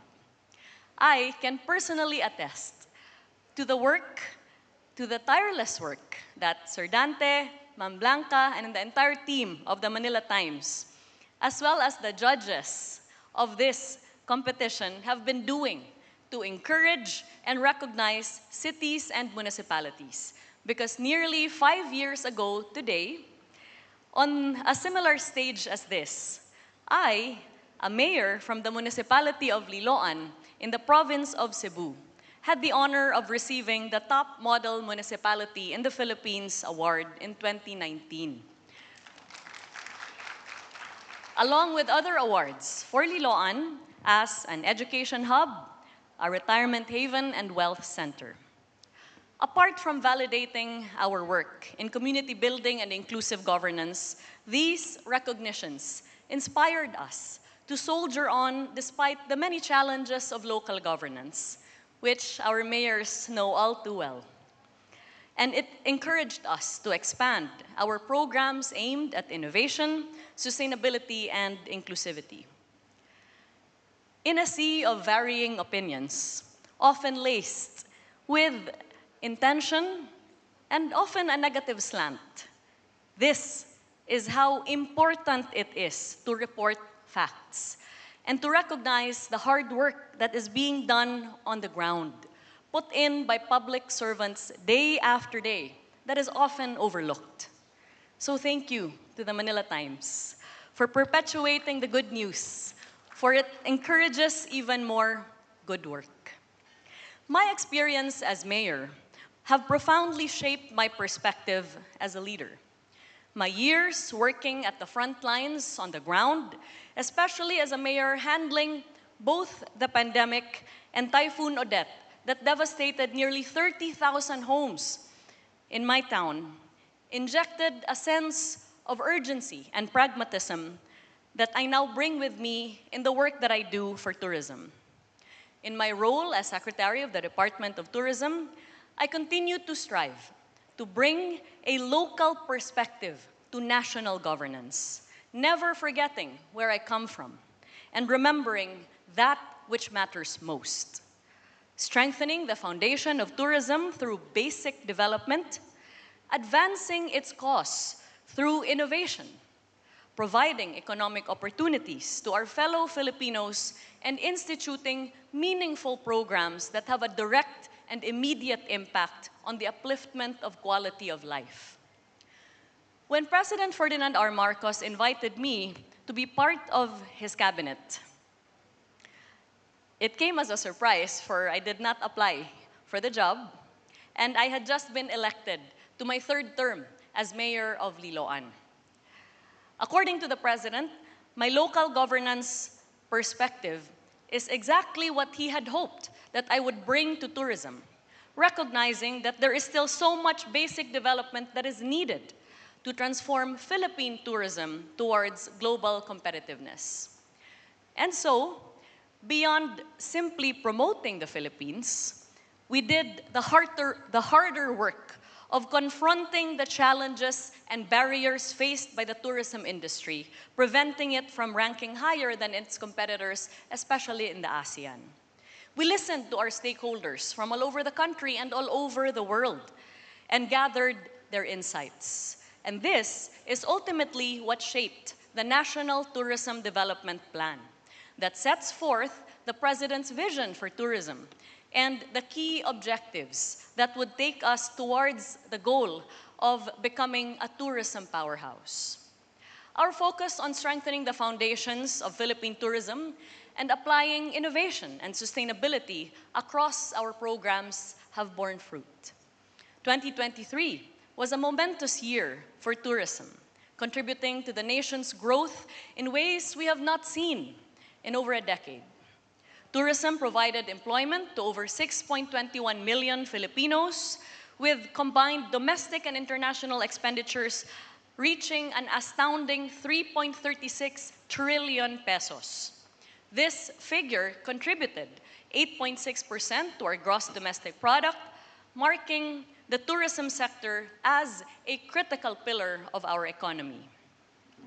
Even more remarkable was the nearly 48% growth in tourism direct gross value added to our economy, the highest growth seen by our country in nearly a quarter of a century. And for the first time in 15 years, the industry registered a net trade surplus of around $2.45 billion in travel services, according to the BSP. Recently, we have found that the world has also come to love the Philippines, with accolades and recognitions from global award-giving bodies attesting to the emergence of Philippine tourism under the Marcos administration. As we have sought to strengthen the foundation of tourism, we have now completed over 531 kilometers of tourism roads under our convergence with the Department of Public Works and Highways, improving access to emerging and lesser-known destinations across the country. These infrastructure projects are part of the overall effort to boost tourism, ensuring that all areas, especially those off the beaten path, can fully participate and benefit from our tourism growth.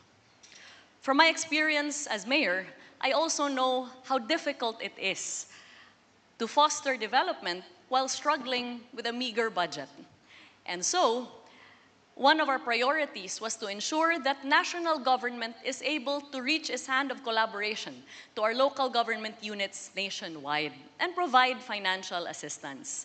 This resulted in the launch of the Tourism Champions Challenge, inviting local government units to propose sustainable and resilient tourism infrastructure projects that provide tourism growth and employment opportunities to communities. From 98 proposals that we received from all over the country, these were fine-tuned and given expert advice by various stakeholders and agencies, resulting in the DOT and TIEZA awarding 15 LGUs the combined amount of 255 million pesos, with our president leading the awarding ceremonies early this year.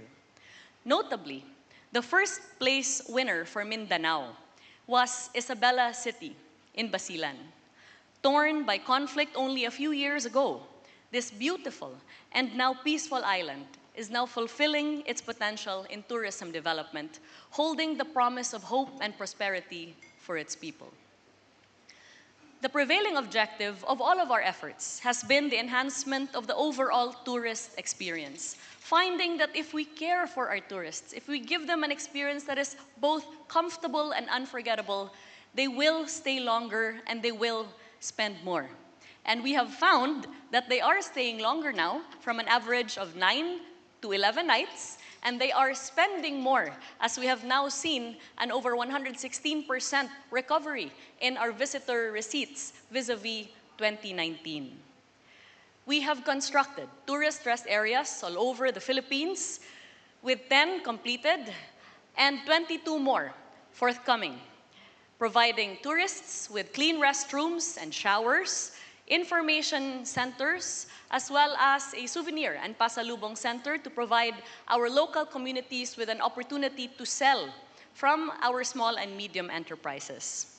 In fact, I just returned from Sulu yesterday to break ground on another tourist rest area, the 5th for Mindanao and the 15th for the Philippines. To ensure the safety and well-being of our visitors, we are constructing tourist first aid facilities in key destinations in the country, providing immediate medical assistance when needed in partnership with the Department of Health.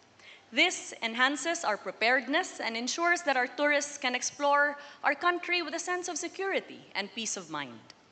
Furthermore, we are strengthening our dive tourism portfolio, being at present Asia's leading dive destination. We're constructing an additional 5 hyperbaric chambers in Boracay, Camiguin, Cebu, Negros Oriental, and Oriental Mindoro. supplementing our 15 hyperbaric chambers across the country and underscoring our commitment to promoting safe and world-class dive experiences. Innovation has been at the forefront of our initiatives at the Department of Tourism, with our launch of the very first Tourist Assistance Call Center, 151 Tour, a number that you can call to inquire about any information on our destinations and to request for assistance if needed.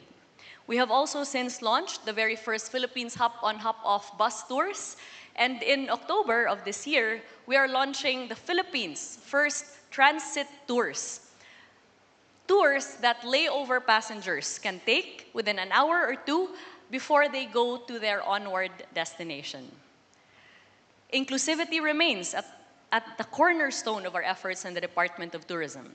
Through the Philippine Experience Program, we have highlighted the heritage, the culture, the arts, and the traditions of our regions, provinces, and other destinations. The Philippine Experience Heritage, Culture, and Arts Caravan has since taken us to 9 regions and 22 provinces across the country and counting, in the hopes that per our President's vision, we are able to reintroduce the Philippines to the world from the strength of our culture and our identity as Filipinos. We have also championed the capacitation of our best asset of Philippine tourism, our Filipino tourism workers. Under the Filipino brand of Service Excellence Program, the initiative strengthens the quality of tourism services and institutionalizes our world-renowned Filipino hospitality. As of today, we have since trained nearly 230,000 Filipinos in various sectors, contributing to enhanced experiences for our visitors. Through our regional offices, our trainings for tourism industry skills continues and ensures that Filipinos are able to enter the various sectors of the tourism value chain with the right skills to have gainful livelihood. We're also increasing tourist security in the Philippines by continuing our trainings for tourist police, and having had experience as mayor and knowing how there is a shortage oftentimes in our LGUs of uniformed personnel. We have expanded our tourist police training program to Barangay Tanods and Barangay Intelligence Network. In partnership with the Department of Migrant Workers, we have also sought to ensure that overseas Filipino workers who wish to be reintegrated into the Philippines are able to continue having economic advancement. That is why we have partnered with them to provide the Balik Bayani sa Turismo program, which provides livelihood and training skills in tourism that will allow them to put up a tourism business or be employed in the sector. We have sought to provide social protections to our tourism frontliners as well. When I was mayor, I knew all too well the difficulties of handling crisis and calamities, and how, at the very first instance, it is those that are at the front lines that suffer the most. In our case, in tourism, since we have so very many destinations in the country that are vulnerable to climate-related disasters, we have since partnered with the DOLE as well as the DSWD to provide financial assistance to tourism frontliners affected by calamities. We are also vastly expanding our entire tourism portfolio in the country, ensuring that we can diversify our tourism offerings in order that we do not depend alone on our natural resources, and finding that there is opportunity that can be had with tourism products and the development of new circuits across our regions. With that, we have also focused on developing halal and Muslim-friendly tourism, as the Philippines has now been awarded for the second year in a row as the emerging Muslim-friendly destination. And we have since launched the very first Muslim-friendly cove in Boracay. Today, as we honor the values of inclusivity and sustainability in local governance, it is fitting to recognize the outstanding local governments and local chief executives and officials that embody these ideals. To all the awardees and winners of this year's model cities and municipalities of the Manila Times, please accept my heartfelt congratulations. Your work stands as a symbol of hope and source of inspiration to other local government units striving to create meaningful change in their communities. Your commitment to innovation, resilience, and sustainable growth is vital to the continued progress of our nation. Once again, I commend the Manila Times for their unwavering dedication to recognizing the outstanding efforts of local governments across the country. This forum today goes beyond celebrating success. It serves as a powerful reminder that good governance, collaboration, and innovation are the foundations of building a brighter future for all Filipinos. I encourage our local chief executives and local officials to continue in your exemplary and outstanding leadership and governance, as this will transform the landscape of development in the Philippines, fostering a climate of equitable economic opportunities where every Filipino has an opportunity to succeed. Thank you for the invitation.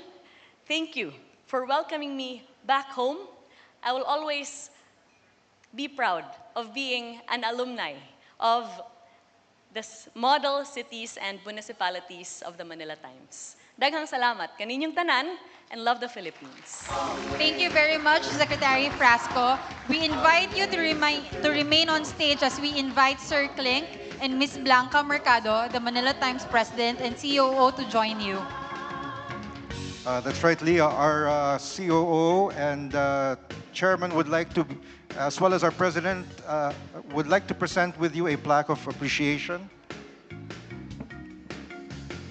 We hope this plaque of recognition and this token of appreciation gives you an idea of how honored we are for you being with us. We ask everyone on stage to stand closer together and have your picture taken for posterity.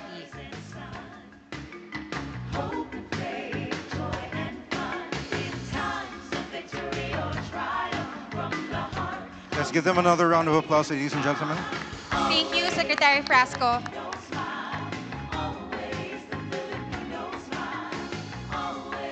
Okay, June, let me start with you. I like your socks, by the way. You mentioned that we're going to need 100 new cities for a population of 150 million in the coming years. My question is, and I think this is probably something that other people would wonder about too, where are we going to put them? Because it seems to me that we can't really sacrifice much more of our green lands, our agricultural lands. So aren't those going to mostly have to be in our existing cities and municipalities? In which case, how do we transform, the developments in Clark and in Rockwell, since that's a nearby example I'm familiar with, those are one thing, but how do you transform a city that's already there, into a model city? Because I think that's what we're going to need to do if we want to have our, 100 sustainable cities. Yeah, good question, Ben. Thank you. 150 million population. If you've been flying over the islands, and if you plan the Philippines like Singapore, our land area can accommodate 2 billion people. And Singapore is 45% open space, excluding roads, if you plan properly. Next week, I'll be speaking in London and Paris. We are the Council for Tall Buildings Urban Habitat, headquartered in Chicago. I'm a fellow regional leader and country representative. We are advocating vertical cities and tall buildings. They are more environment friendly. Like when we designed Rockwell, there was one of the options, another gated community. So I said, our master plan for Rockwell is 200 dwelling units per hectare. Ford's Park is only 4 dwelling per hectare. So if you do a Ford's Park, you need 6 planet Earth, if you average it out. And because we had the wrong models in our urban planning, like urban sprawl, car-oriented. But our Asian neighbors, like Singapore, Shanghai, Tokyo, Hong Kong, they vertical urbanism, taller buildings. And like the tallest building in the world, Burj Khalifa, it's a vertical city, place to live, work, shop, dine, learn, and worship in one building. And we have to disabuse our mindset to a new paradigm now. More compact, vertical cities. Hong Kong, they live longer, about 3 to 5 years, because they're a compact city. When I was in Harvard, we compared Boston and Cambridge and Los Angeles. There are more heart attacks in Los Angeles because they do not walk. Yeah. Thank you for that question. Okay. All right, well, Glenn, yeah, I'll move on to you because you have some idea what we're going to talk about. But in your work with so many local government units, what are the common knowledge gaps that you encounter, concerning climate adaptation and mitigation plans? You mentioned during your talk, the carbon footprint. Not many entities know what that is. But what's something that you commonly run into whenever you're trying to, consult with these local government units? And the second question, if you just want to go on, how do you get local government units to think longer term, like to think beyond the term or two that the current mayor or the mayor's wife or son or whoever? I mean, you know how it works here in the country. How do you get them to think in terms of 20 years, 50 years? And how do you get them to think in terms of who's next door to them? Okay, to answer your very first question, it's something to do with the gaps, right? Now, one of the things, one of the problems, enigmatic conditions that a certain local government unit is experiencing is in terms of enhancing their local comprehensive land use plans. Some of them, I do not know if the LGUs here are going to agree with me, some of their comprehensive land use plans are not enhanced. Their CDPs are not also enhanced. So when we say enhancement, the climate change adaptation, disaster risk reduction management strategies have to be incorporated in their CLUPs so that they will be called the ECLUPs or ECDPs, enhanced CDPs. Because these particular plans are very, very important in order for them to access climate financing programs such as PSF or People's Survival Fund. Now, for everybody's information, because we know that we have local government units here, there are 4 areas or there are 4 action plans that are needed in order to access climate financing program. The Comprehensive Land Use Plan, the Comprehensive Development Plan, their CDRA, the Climate Disaster Risk Assessment, and number 4 is their Local Climate Change Adaptation Plan. And traveling to different parts of the country, we found out that only 10% of the total number of the local government units have enhanced these particular plans, simply because that first, not because they're not knowledgeable enough, but they failed to include science on those plans. All right, and what we do as part of our advocacy is to travel, to train them and capacitate them on how science will be integrated into these particular plans. Now, for the second question, how are we going to convince them? All right, convince them to use science in this particular decision making and planning and policy making. Well, we don't want to have another Yolanda, a 240 km per hour super typhoon, the category 5, that will hit a certain area in the Philippines. We don't want another category 4 like Odette that will hit a certain area in our country. We don't want any types of those disasters.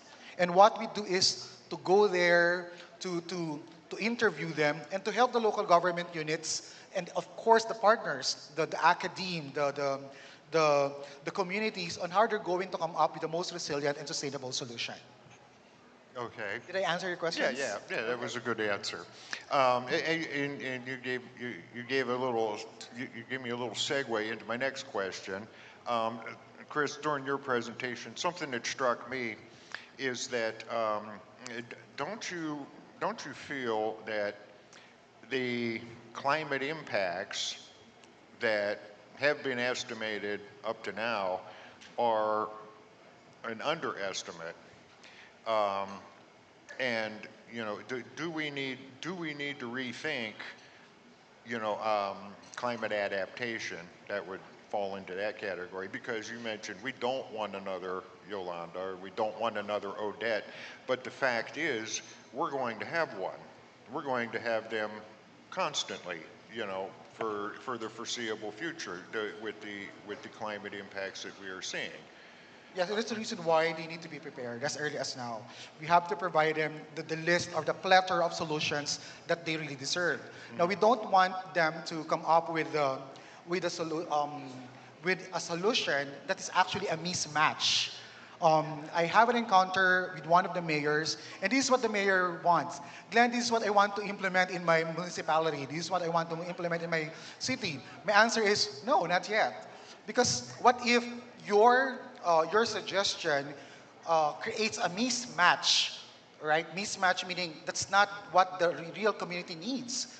So we have to have a needs assessment in that particular community first before we provide you what the best solution is all about. So first, we have to go there, conduct that need assessment to know what the needs are, and then from that particular training, then we provide them the plethora, the five, for instance, in the climate change adaptation, what are these particular top five climate change adaptation projects that are needed in that particular municipality. So and who are the attendees? In that particular training or workshop, we see to it that the local executives are present. I'm not saying that the staff members don't have to be there. They have to be there, but as much as possible, before we provide that kind of training, the decision makers have to be there because it will just be a waste of time if the staff members will just attend and then nothing's going to happen. So that will always be the requirement. Yeah, I'd like to add something to that. Yeah. I believe that we just have to accept the fact that the scientists are one of the major stakeholders here, and they know best. They know best. And the numbers shown by Mr. Banaguas earlier is very telling in as far as how much support the government is giving to the LGUs.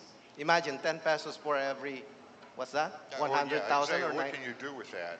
I'm sorry? Yeah, what can you do with that, especially when the risks are maybe even greater than what they're planning. Well, I guess just like what the son of Senator Post said, we need more advocates who are sexier, who can convince, who can convince the top guns in the government to like pay real attention to this because it's really happening now, and we have been experiencing a lot of the major disasters caused by these changing weather conditions. Okay, let me switch gears a second because your presentation was the only one that I saw this little piece of it, and no one mentioned it so far. Energy conservation, and let me plug my column for today because this is a big thing that's on my mind. Shouldn't the profile? I mean, I know the answer to the question is yes, as far as I'm concerned. But don't you think the importance of that should be elevated in sustainability planning? Because if you are trying to, the point I make in my column today is if you're trying to have an energy transition, which happens at whatever level you're at. That's much easier if you're using less energy. And all of the impacts on the environment to come with it will be reduced if you use less energy, and no one is talking about that, at least in this country. Yeah, I agree with you, Ben. And actually, there should be a really wide information campaign about that, because I believe that there is a great amount of energy being wasted because of poor understanding of how efficiencies can be capitalized on. And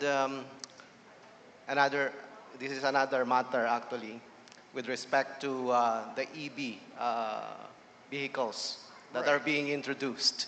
We electrify everything. Right. Well, where's the power going to come from? We are doing that, but what is the source of the energy? It's the same fossil fuel generated energy that causes significant CO2 emission that we are using. And therefore, if you look at that from the greenwashing perspective, that's actually greenwashing, because technically it's not doing any good. It's just using making it appear that we are actually doing something to make our emissions lesser. Let me get a question in for Lolo Lars over here, because something struck me when you were talking about your lovely assistant who drives from EMIS every day, which is something I used to do actually, because I lived there for a while. That's not a new thing. I can tell you 20-odd years ago, when I worked in San Francisco for a couple of years, I commuted from the East Bay, and I was fortunate because I lived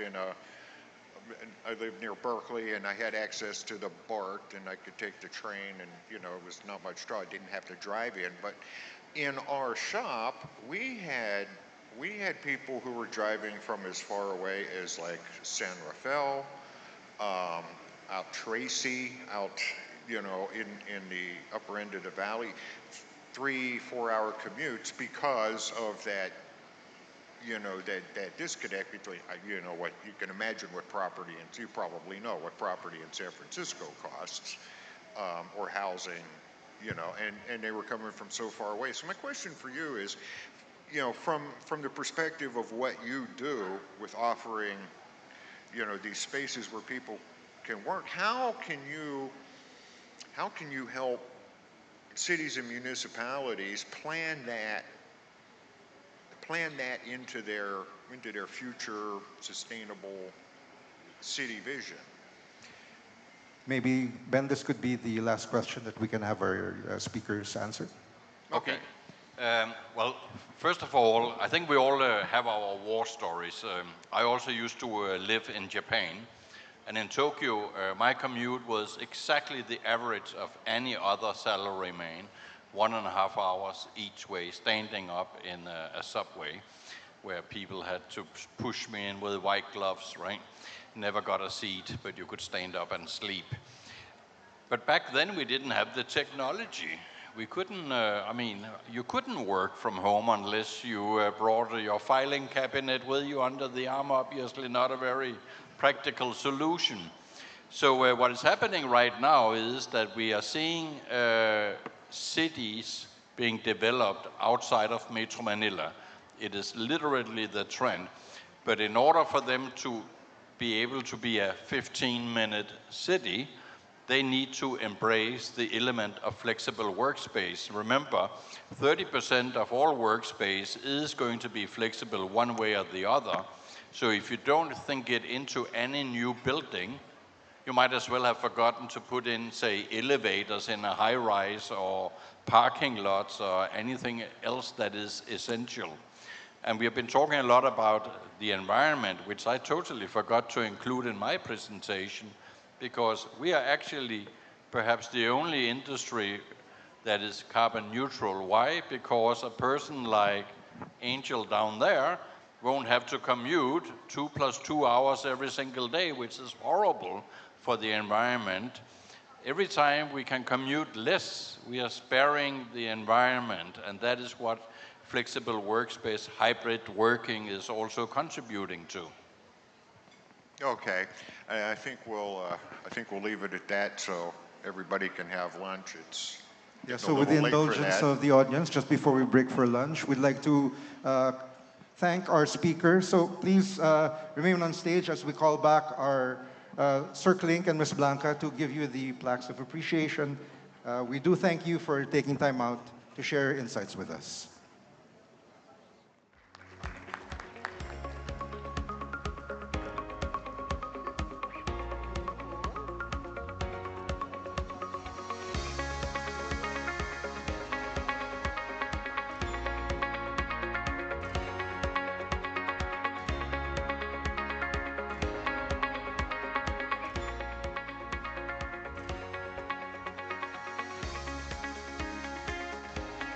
We hope these plaques of recognition and tokens of appreciation make you feel and give you an idea of how thankful we are for your being insightful and reliable resource persons. Thank you, Palafox Associates Managing Partner June Palafox, UN Sasakawa Laureate Glenn Benaguas, PNA Grant Thornton CSO Chris Ferrareza, ang CEO George Royeca, and IWG Country Manager Lars Wittig.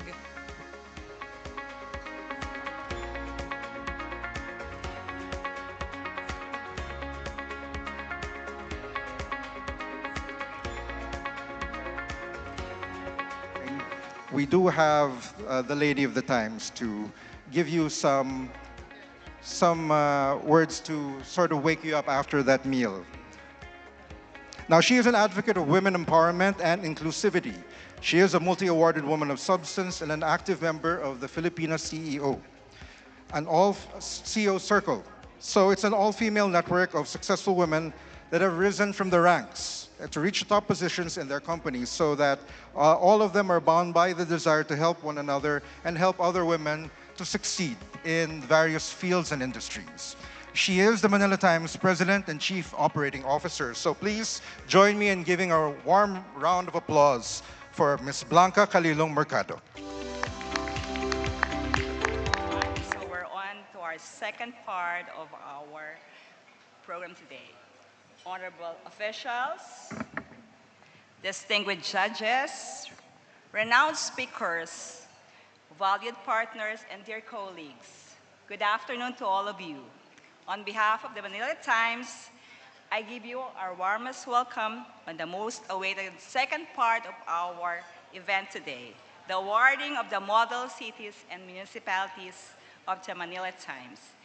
It is now time to recognize our role models in local government administration, urban planning, and public service delivery, among other worthy categories. For those of you who have just here in time for the lunch, I hope you enjoyed your sumptuous meal and are now energized to receive an award on behalf of your city or municipality, or simply to applaud the winners of these urban centers. For those of you that who are just coming in, just in time for the recognition of the Manila Times, Philippine Model Cities and Municipalities, I trust that you brought with you the anticipation and excitement that comes with the nomination and the goodwill and well wishes that you have for awardees that have been instrumental in reinventing, reinvigorating the urban living. The title of the team gives credit to cities and municipalities that have led the way and exemplified how to fully transition to citizen and ecocentric townscapes. The Manila Times launched this award in 2017 because we believe that amidst the growing challenges and threats, nation building is every Filipino's duty, every organization's responsibility, and every local government unit's accountability. It started in model cities in year 2017, and a year after that, it has expanded to include model municipalities. In years 2017 and 2019, Bacolod City was the model city. In 2018, Davao City took home the award. Due to the pandemic, the awarding resumed only in 2023, wherein Calamba City was adjudged the model city. They are here with us today. The first Municipality City Award in 2018 went to Agoo, La Union. Our keynote speaker earlier, for those of you who have just arrived, was Secretary Cristina Frasco, who was then mayor of the Liloan Municipality of Cebu, who was then the winner in 2019 as the model municipality. So in 2023, it was Bulacan, that took home the award of Best Municipality Award. Earlier, we had speakers both from the private and government sectors.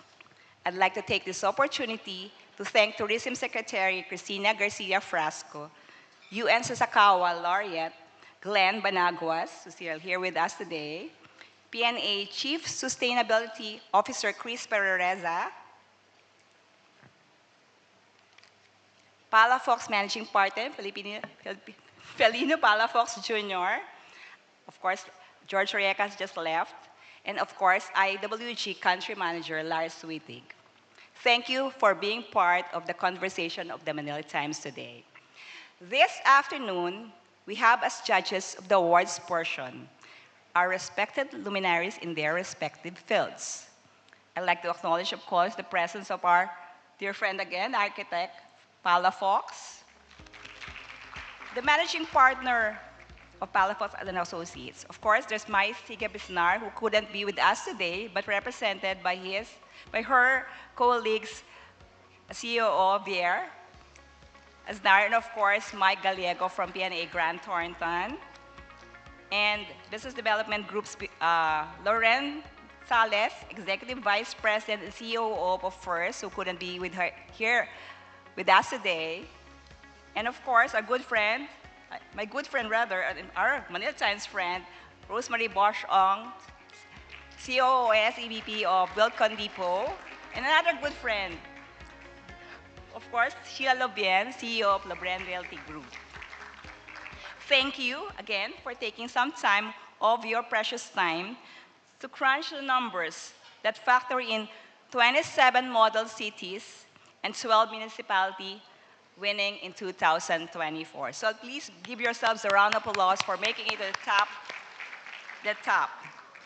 Also, I'd like to take this opportunity to, of course, acknowledge the presence of our mayors and other key leaders of the LGUs who are here with us and took the time out of their busy schedules just to be with us today. Thank you so much for lending us your time. Of course, I'd like to acknowledge the presence of Honorable Mayor Divina Fontanilla of Bacnotan, La Union, Mayor Ferdinand Estrella of Baliwag City, I hope he's here already, Honorable Mayor Rosaler Rizal of Calamba City, thank you, Honorable Mayor George Suwayan of Candelaria, Quezon,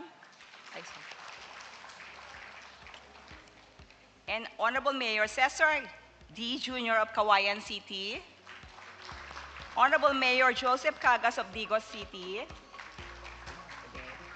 Honorable Mayor Luis Ferrer IV of General Trias City, Honorable Mayor Henry Villarica of Maykawayan City,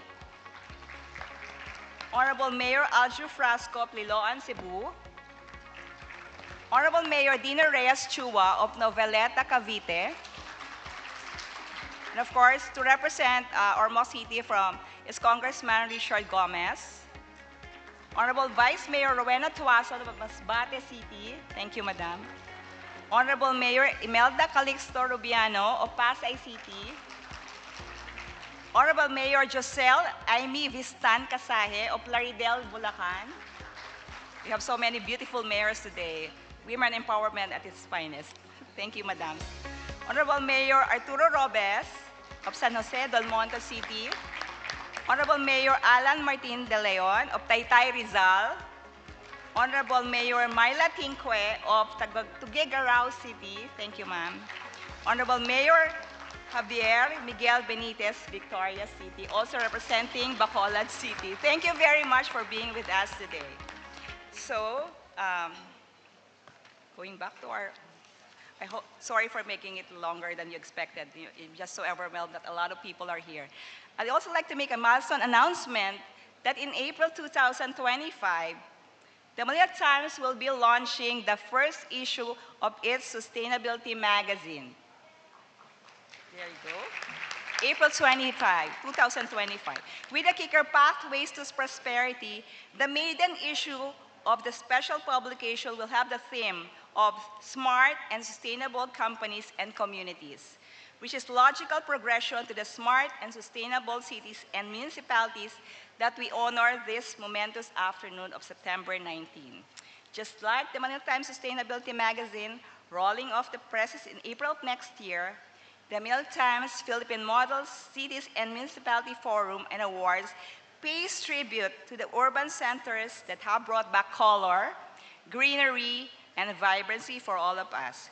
This will be headed by the editorial team of Santi Dumlao, who's also here today, and Albert Gamboa, both renowned editors for the Financial Executives magazine and other publications. Before I end, let me take a moment to thank our partners for making this event possible. Co-presenters Mega World and PNA Grant Thornton, category sponsors First, Wilcon Depot, Inviniban, Tata Consultancy Services, Globe, SunSmart, and venue partners Crown Plaza Galleria, Manila, Holiday Inn, Manila Galleria, and our event partner, Lazada. Also special partners are Grab, Watsons, the Clorox Company, Yum Agency, and Astra Plus. And of course, our media partners, IBC 13 and the Manila Times TV. Again, on behalf of the Manila Times, our chairman, Dante Clink Ang II, we are grateful for all of you for participating and showing up to show solidarity with reinventing, reinvigorating the urban living. I bid you welcome and wish you a winning afternoon.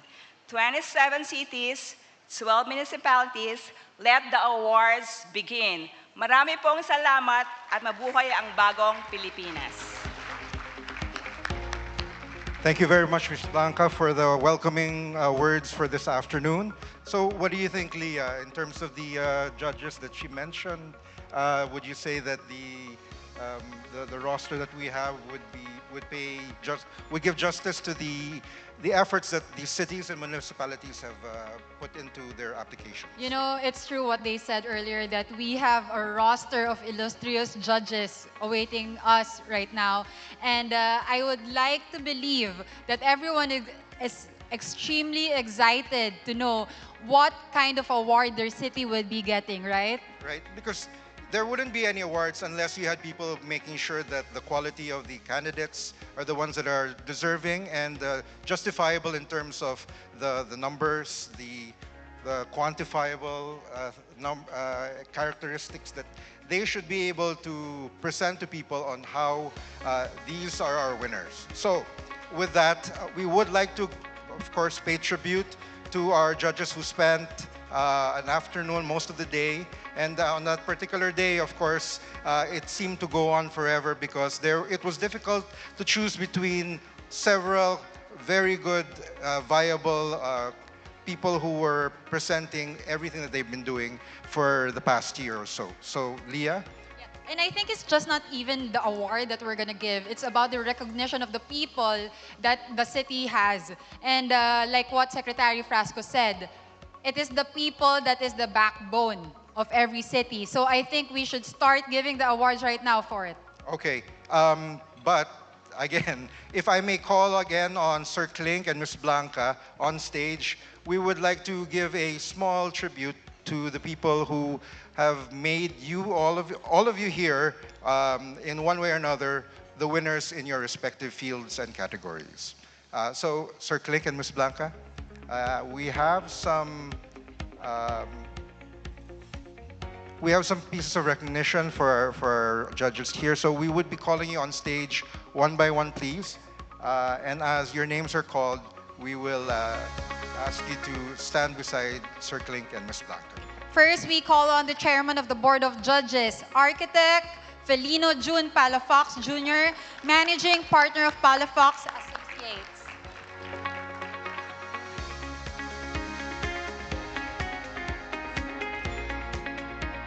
Next, we shall recognize members of the Board of Judges in alphabetical order.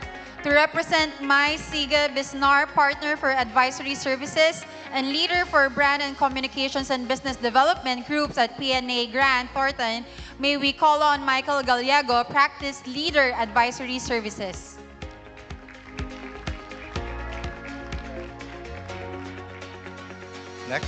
Next, we call on Sheila Lobian, Chief Executive Officer at Lobian Realty Group.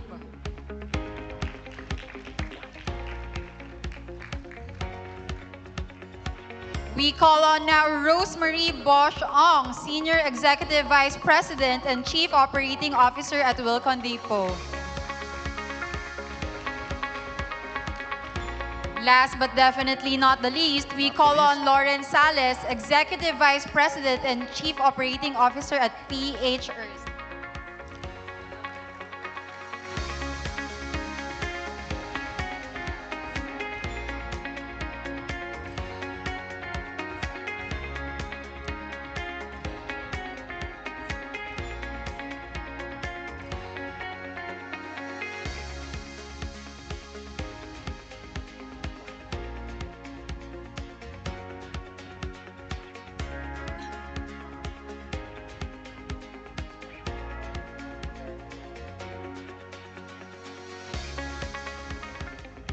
So let's give them applause one more time, ladies and gentlemen. Thank you very much.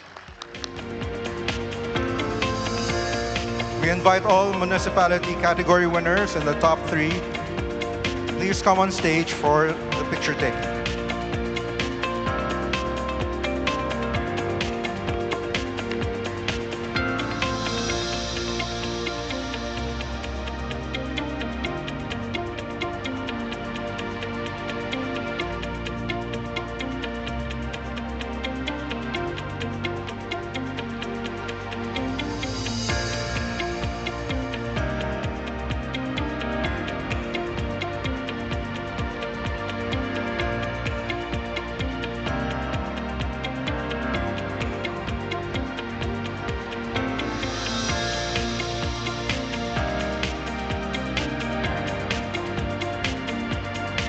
May I please call on all the municipality winners for a photo opportunity on stage.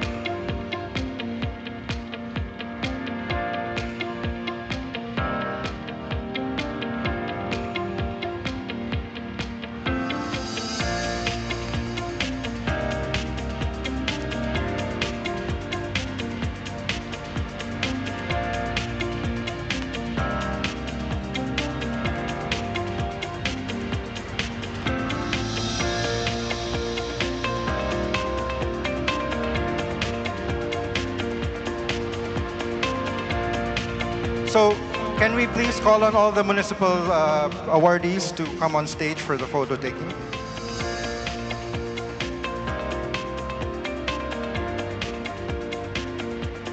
And while they are having their photo taken, I ask that the winners of the top municipality and top city, we will be requesting to hear a few words from you just before we end our proceedings.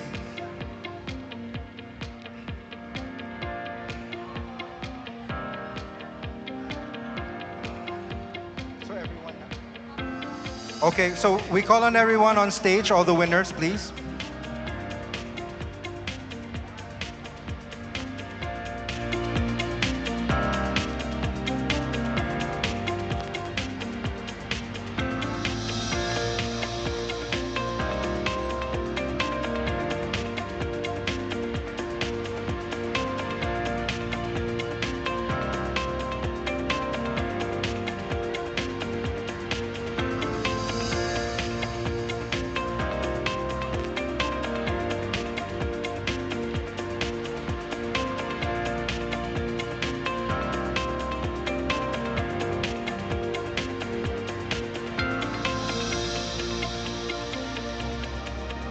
Again, we call on all the winners. Please come on stage for the photo taking.